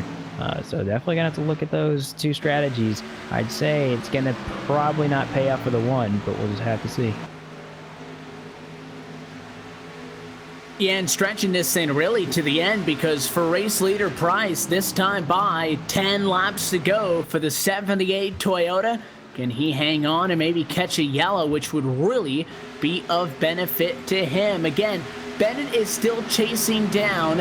As you take a look amongst these guys, you got Walker still chasing down Crowder. They've just been able to get back to the lead lap. Bennett, the next driver, to catch up to Price. He'll catch him this time. So the 78, you could obviously tell on those old tires, is sliding back quite a bit, but I think that any advantage that Walker might have had is now gone. And in fact, he's still substantially slower than Crowder, despite the fact that he had fresher tires. So I think the 27 is just that fast. Yeah, despite getting hit in the wall as well and having contact with another driver and then getting a driver spun out in front of him. Yeah. I say the 27 had a lot of adversity to run through in order to be in the position he's in. I don't think it's secure yet. I think there's still this strategy to play out. And he's got about 10 seconds to catch his teammate, and about 4 seconds to catch Greg Mall as well, so he's going to have to pass those guys. I don't know if these guys are going to be able to make it to the end, but I think those top 3 are definitely going to push it and see what they can get. Maybe they're just trying for a better finish, but it's going to be close for those guys on fuel. I think Ashton Crowder is going to be at least getting a top 5 finish. He might get a 3rd place finish. Of those top 2 positions, though, it's a waiting game, and I think for a driver in that position, or in the driver catching these guys, you just don't know what's going to happen, and that's kind of at this point it's almost a waiting game. And remember that the last time Steve Price Jr. was on pit road was on lap number 94. Still trying to stretch his way. 3 wide, tight squeeze. Gillenwater and Scott Simley getting a little bit chopped up with each other in and around that 78. Would he be able to stretch this thing almost inside of a window? 6 laps to go. Next time by, still showing no intention of pitting. Neither is Jacoby, P2. Greg Mall still out on the racetrack in P3. Crowder should be able to get the 12 in time. Might be able to get Jacoby just based on speed alone. But if Price doesn't have to pit, he's way out in front. And he's got 20 seconds to milk too if he really has to save and it's possible. Yeah, you'd think if you're that 78 of Steve Price Jr. that you'd try the bottom side and conserve shorter way around. You'd go the shorter way around the track. It may not be the fastest because he's still got himself a 19-second lead over Jason Jacoby, which is massive. Now, he might have actually clipped the wall right there out of turns number 2, but you have to think that he's got to try and do everything he's got to at least save fuel, because he's got the lead. He's got the so much time on these guys behind him, and actually game plan is going to change. Pit road is where he's going to come down. Just 5 laps shy, and there was no way he could have got any more fuel. He could have given up, a spot up front and topped off, but I think they still would have been about 3 laps shy on gas, so you have to think Jacoby and Mall are in the same position, and yes, here comes the one at Jacoby. Stretched it as long as he could. He is coming down pit road. Greg Mall has not pitted, but it does not matter because Ashton Crowder just passed him for what was 3rd on track and what is now the race lead. The 27 back to the point this time around with 4 to go. Yeah, you got to think about these guys trying that, and that they needed to maybe try coming down pit road a 2nd time or even a 3rd time down during caution to make it really work, because there's so much time lost and won on pit road. A lot of prudent planning needs to go in before they try it, and some drivers think whenever the pit road starts, that's when they need to start maybe saving. I know Mall probably was saving the whole entire time, but I don't know about the rest of these guys.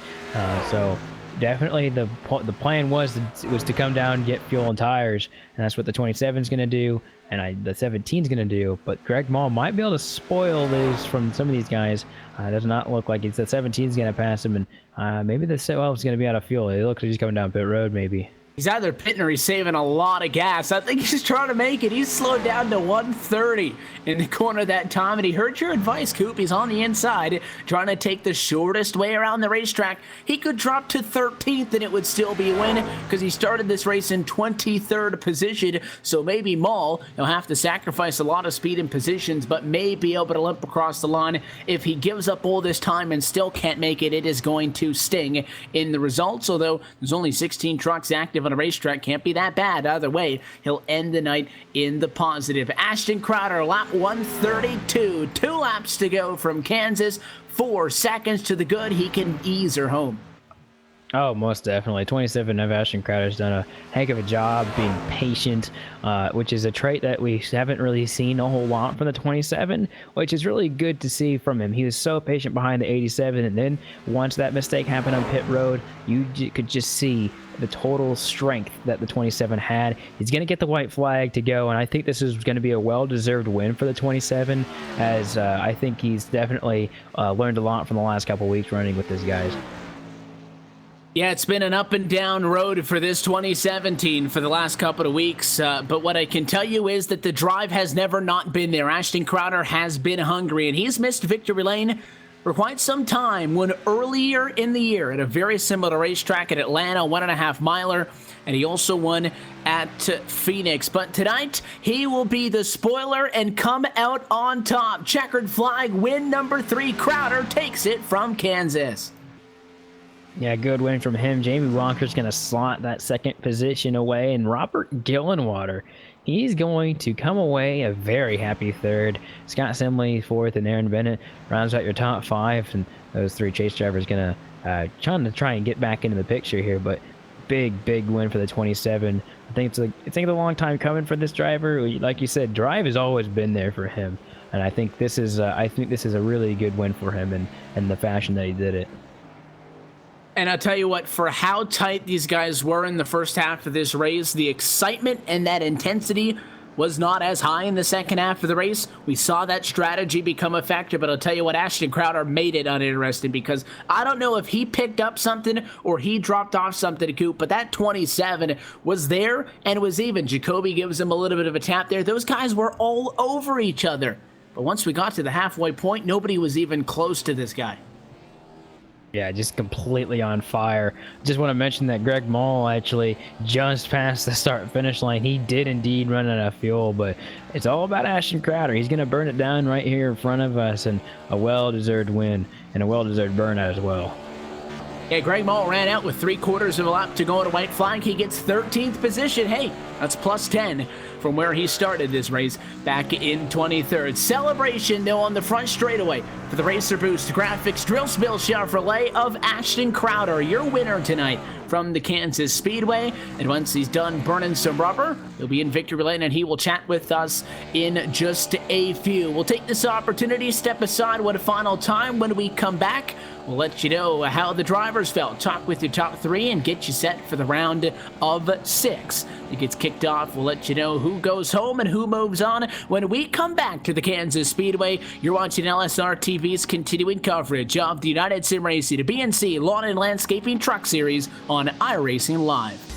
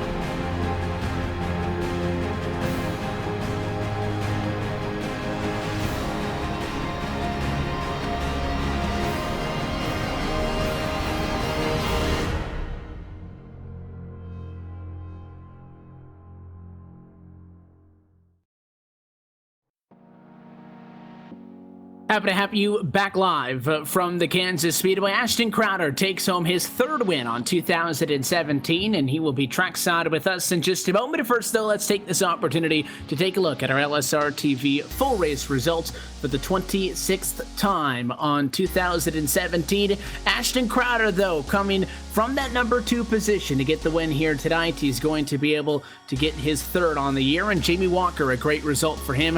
Pole sitter is able to fight back after falling to 7th, and he's able to come away with a second place finish. Great results for the likes of Gillen, Waters, Simley, and Bennett, who come home in 3rd, 4th, and 5th tonight. All of them had their hands full for the majority of tonight. Bobby Terrell goes plus 14 to come home in 6th position. Chris Cabot in between him in 7th, and Michael Ward, one of, I believe he actually will be your biggest mover tonight, plus 20. To come home at 8th spot. Michael Waters comes home in 9th. Another driver who started outside of the top 20, and Steve Price Jr., who was a part of this thing for a lot of it, falls to 10th before it's all said and done. Steve Herring and Shane Hawthorne will be the last drivers to complete the race on the lead lap. And then Greg Mall pushed across the start-finish line 1 lap down, and Randy Tesser, he also be lapped down along with Jason Jacoby and George Hendricks. And the guys multiple laps down out of the race. From here on back, Ralph Vandervoort 17th, Scott Promosa 18th, Michael Atkins Jr. in 19th, and Justin Michael fell all the way back to 20th. And then the rest of these guys, again, multiple laps down and out of this thing. 21st for Dwayne Dunn, 22nd for Randy Yoakum, 23rd is Kenneth Osmond, Brian Kuntz is 24th, and James Nunn is 25th. South Valley Gunman Hole P26 tonight, P27 for Ricky Howell Jr., Justin Elizabeth 28th, and Michael Priester is your 29th place finisher and shotgun on the field here tonight from Kansas. Happy to go trackside now with you with tonight's winner. 3rd time in 2017, Ashton Crowder is on top of the podium. Your winner tonight in our Kansas 200. Ashton, congratulations on the win. Started up front. We know you had a fast truck, but man, that thing looked wicked fast in the second half of this race where you guys just really started to put it to everybody else. Yeah, the first half of the race was just, laying back, just trying to get them on pit road. There's really no way to pass here. If you tried to pass on the inside, you're getting freight train and put to the back. So we just kept it behind whoever was in front of us. Most of the time that was Justin Michael. But yeah, we just tried to keep the truck clean the whole night. Did that until the last 10 laps until racing incident happened where the 66 was under me, and it gets so tight down there. There's no way to keep it down there unless you get the widest entry in the world. So did what we needed to do tonight and parked it in victory lane. Obviously, earlier in this race, and I guess we saw it in the second half as well, but instead of for the top spots, it was, 3rd, 4th, 5th, 6th, and 7th or so. But there was a lot of tight racing, especially early, where the top 5 drivers at points would be right on each other's bumper, within 0.4 of a second amongst the 5 of them, but nobody was going anywhere because, as you noted, the inside was so hard to pass. At that moment, did you think that this car was going to be in victory lane? I know that obviously you guys were confident in the speed, but it looked like it was you and 4 other guys that were head-to-head, and then in the second half of this race, you started pulling the 2.5, 2 seconds on the restarts. Is there anything that changed, or do you feel like maybe did you figure something out, or did the other guys fall off? I knew I was fast the whole night. I was able to keep up with Justin Michael without really having to save my tires as much as he was. We had about 1% less on the right rear than I believe Justin did, but we were able to keep the speed, keep up there. So I knew as soon as I got into clean air, we would be able to pull a decent lead. I thought we would fall off a little bit more on the longer runs, but that last run after the pit stop on lap 19 showed that really didn't fall off that bad. But yeah, until I got up front, I really didn't think I had too much of a chance to win. I know that you guys are here every single week to get wins, and I know that this has to feel good for you guys. A little bit of headaches in a couple of the races a few weeks ago, but also the fact that, you guys are fast, and when you're able to make the starts, it's been a while since you've been able to get the win. I know that you don't have the stresses of having to worry about points and having to worry about transfer positions, but I know it never feels bad to get a win. Does this kind of take some pressure off you in any way to, be able to close this thing out again and maybe give you guys a little bit of a pep going into the next 4 races, knowing that, hey, there's guys fighting for a championship, but we're just as good as anybody else out there? Oh, definitely. Yeah, my goal coming back into USR was just win every race I can. Hopefully do the Ryan Luza Pro Series thing where you win every race, which I know that's not really possible, but it is a Luza, but not for me. I'm nowhere near as good as him right now, but we'll get there. But yeah, my goal just coming back was to get as many wins as possible, and finally getting a win after what happened at Dover and weeks before. It's definitely a good relief to get back into victory lane. I don't want to let you take off here, but it was a fantastic performance for you guys, start to finish, staying in it early and then taking control of it late. Before we let you take off, the sponsors in the shout-outs. Who makes that 27 go? Real Picks, JDRF, American Diabetes Association, WrestleCrate.com, Two Wide Designs, the Drill Spill team, RacerBoost.com. But a huge shout-out to Caleb Hoffman, which is spotter for Jason Jacoby, my teammate. With about, I'd say, 25 laps to go, I asked him to do some split-second math to get me some fuel strategy and find out when to pit, and he did that within about 5 seconds, and that really helped us there. But another big shout-out to Eric Almirola, which his injuries are a lot better than I thought they would. Glad that he's doing okay. I believe is only a fracture in, I think the L5 vertebrae. But yeah, huge shout out to them, and huge shout out to you guys for all these broadcasts. It is your race winner tonight for the Kansas Speedway. Ashton, as always, thanks for sticking around and chatting with us. Congratulations on the win. You still got a couple more weeks to do some more, so hopefully we'll see you soon. Thank you, Evan. On the other side of that, good results for the likes of Jamie Walker and Robert Gillenwater. Trackside with both of the rest of your top 3 finishers is Austin Coop, beginning with the driver of the 17, who comes home in second. Yeah, here with the 17 of Jamie Walker. Jamie Walker, second place finish. Kind of an up and down day. Made your way out towards the front. Never hardly led that much, but you're in second for the better half of the second half of this race. What kind of was the barrier between you getting up there to Ashton Crowder here towards the later stages of this race? Probably about, I don't know, quarter of the way through the race, there was a jumble up on pit road, and I got some pretty minor damage there, and all race long I was trying to fix it from there on out, and just had nothing for him there at the end. It's a pretty good second place round, though. I'm not going to complain. Yeah, seeing what these guys have in terms, or seeing what this track has in terms of being up there towards the top of the track, it's hard to pass and it's easy to see out there. But from your point of view, what exactly can you do at this track to get around somebody? I mean, we saw some inside moves, but not a lot from the guys up in the top 5. Personally, hold it wide open and hope it sticks, and 3/4 of the time it doesn't, so you just let out of it and just ride behind them and wait for them to make a mistake in front of you, and hopefully you don't hit them. Now for you and in your run to the end of the season, championship's not on the line, but like you said earlier on, winning is going to be your top priority. Second place isn't bad, but next week, start a new chapter in the chase. How's it looking for you here with the next couple tracks? I believe we got Martinsville coming up, and that's one of my favorite tracks, including this one. So, I mean, I'm really looking forward to the upcoming races and just continue to have fun and do what I do. All right, there you have it, Jamie Walker. Who makes it happen for you on that 17 machine before we let you go? I got to thank Todd Kirkwood. He's my sponsor. He's put the Kirkwood Rambles on the Chevrolet Silverado there. So just got to thank him, everybody at USR, you guys up here in the booth. You do an awesome job, and all my fans out there. All right, there you have it. 17 of Jamie Walker finishes second place. Going to have our chance to talk to the number 4, Robert Gillenwater. Number 4 finishes in third place, but it wasn't like that all day. He kind of snagged someone away from a couple of guys here, Robert. Here in the closing stages, was it that pit stop that kind of propelled you guys to get a third place finish here in the late stages of the race? Yeah, we really struggled coming down pit road, and we still didn't know if we were going to take 4 or take 2. And last minute, we took 4, and I think that's what really made the difference. Some of those other guys took 2, and it just the handling went away on them. So that was the right call by the pits tonight. Put us in 3rd for sure. Now, looking at the points right now, it looks like you're going to snag that last position for the championship. Look, I just got it from Aaron Bennett. So you're going to all be at 1,300 plus points here tonight and going into next week for the championship. How does that make you feel?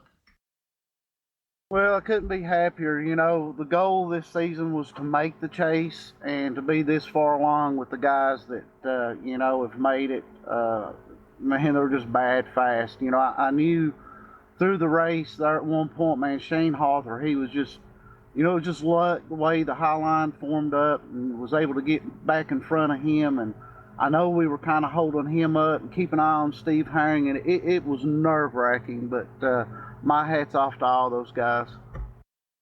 Yeah, it looks like you beat him by a whopping 4 points here towards the end, and then you beat Dwayne Dunn and Seth Foudy by a pretty good margin as well. But well-deserved for you guys. You fought hard and definitely became a big winner.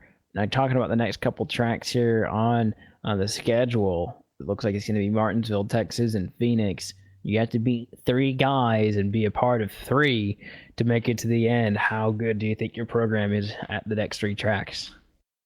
Well, that's a big worry. Martinsville, for some reason, has just always been a struggle. Texas, we're good there, decent at Phoenix. So, if we can just keep it clean, keep trying to be consistent, and just be there at the end, and just let it fall where it falls.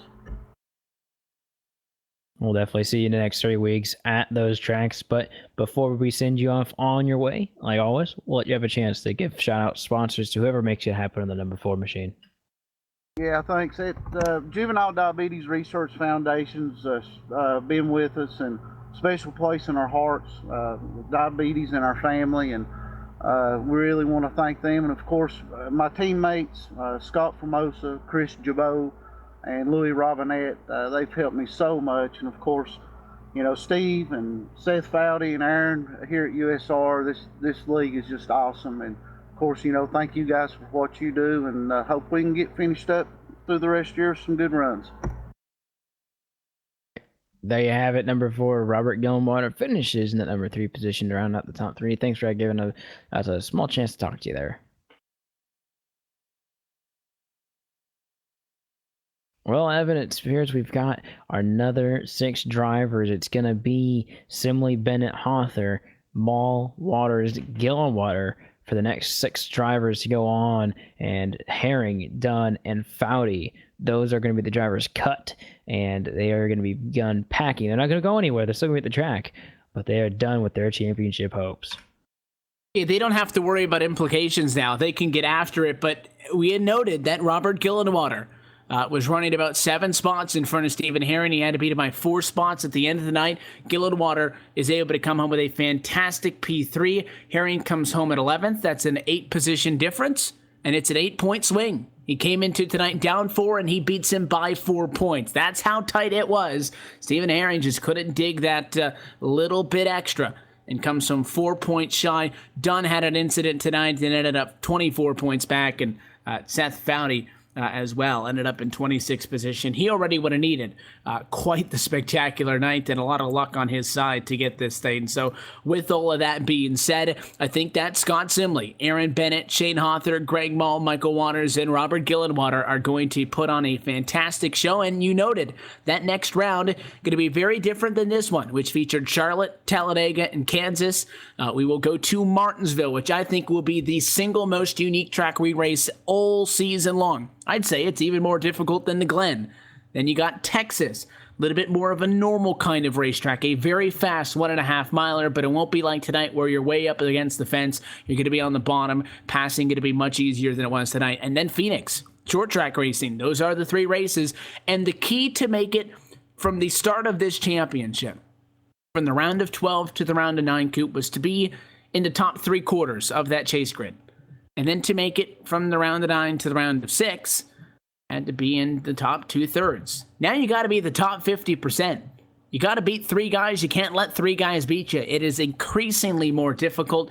I don't think top 15s and top 10s are going to cut it. You're going to have to start looking at top 5 in this thing to get through, because there is no ticket courtesy of a win.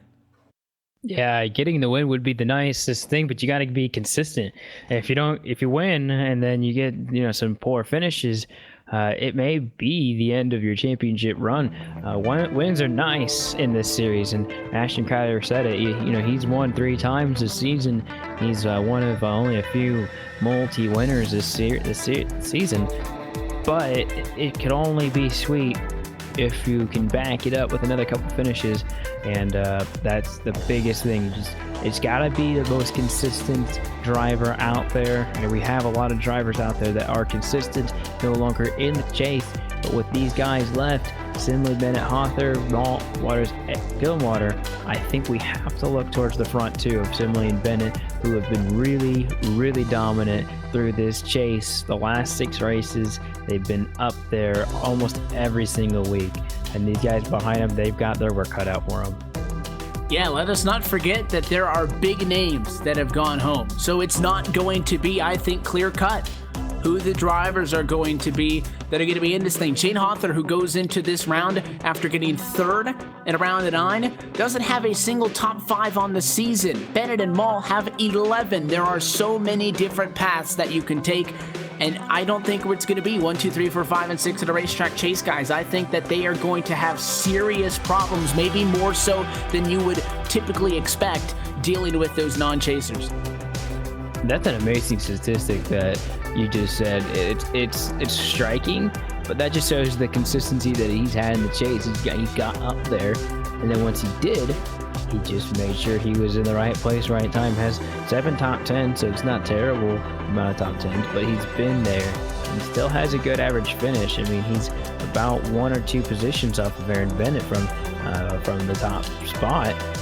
That's pretty much what you need in a season, is just to get that best average finish. So I think it's really going to come down to Martinsville and Phoenix. I think that somebody at Texas is really going to show us the way, and then we're really going to see some fireworks roll at Martinsville next week. Is short tracks. It's the only one on the circuit for the last 10 races, and then it's going to be Homestead. More interesting statistics just to throw at you. It was a fantastic night to see Robert Gillenwater in that JDRF Racing for your Chevrolet to get a 3rd place tonight. He is going to be racing based on these statistics. No wins, 6 top 5s, and not a single lap led head-to-head with Aaron Bennett, who, is a person who's got 11 top 5s and who has over 424 laps led. So, like we said, there are so many different ways to the championship. None of that matters. They don't rate those stats on the trophy.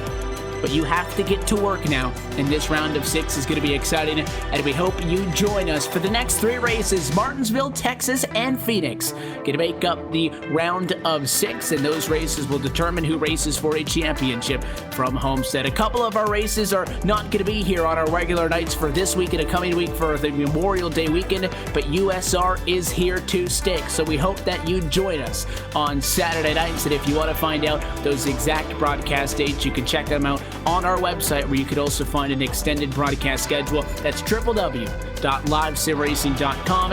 If you want to make sure you get a notification every time we hop on iRacing Live, make sure to go to youtube.com/C/LSRTV to make sure you get subscribed, and also keep up to date with us on the socials. Take a look at the championship grids and so much more. On Twitter, that is at LSRTV, and on Facebook, that is at facebook.com/LSRTV official. So until the round of 6, on behalf of the entire team at Live Sim Racing LLC, for the folks behind the scenes and for the broadcast crew tonight, big congratulations to Ashton Crowder as your winner for the Kansas Speedway. On behalf of Cisco Scarvoos, Austin Cooper, myself, Evan Pasoka, want to thank you for being a part of it. 26 races down and 4 races to go. The chase for the championship rolls on, and we will see you where it picks back up from the paperclip next Saturday night.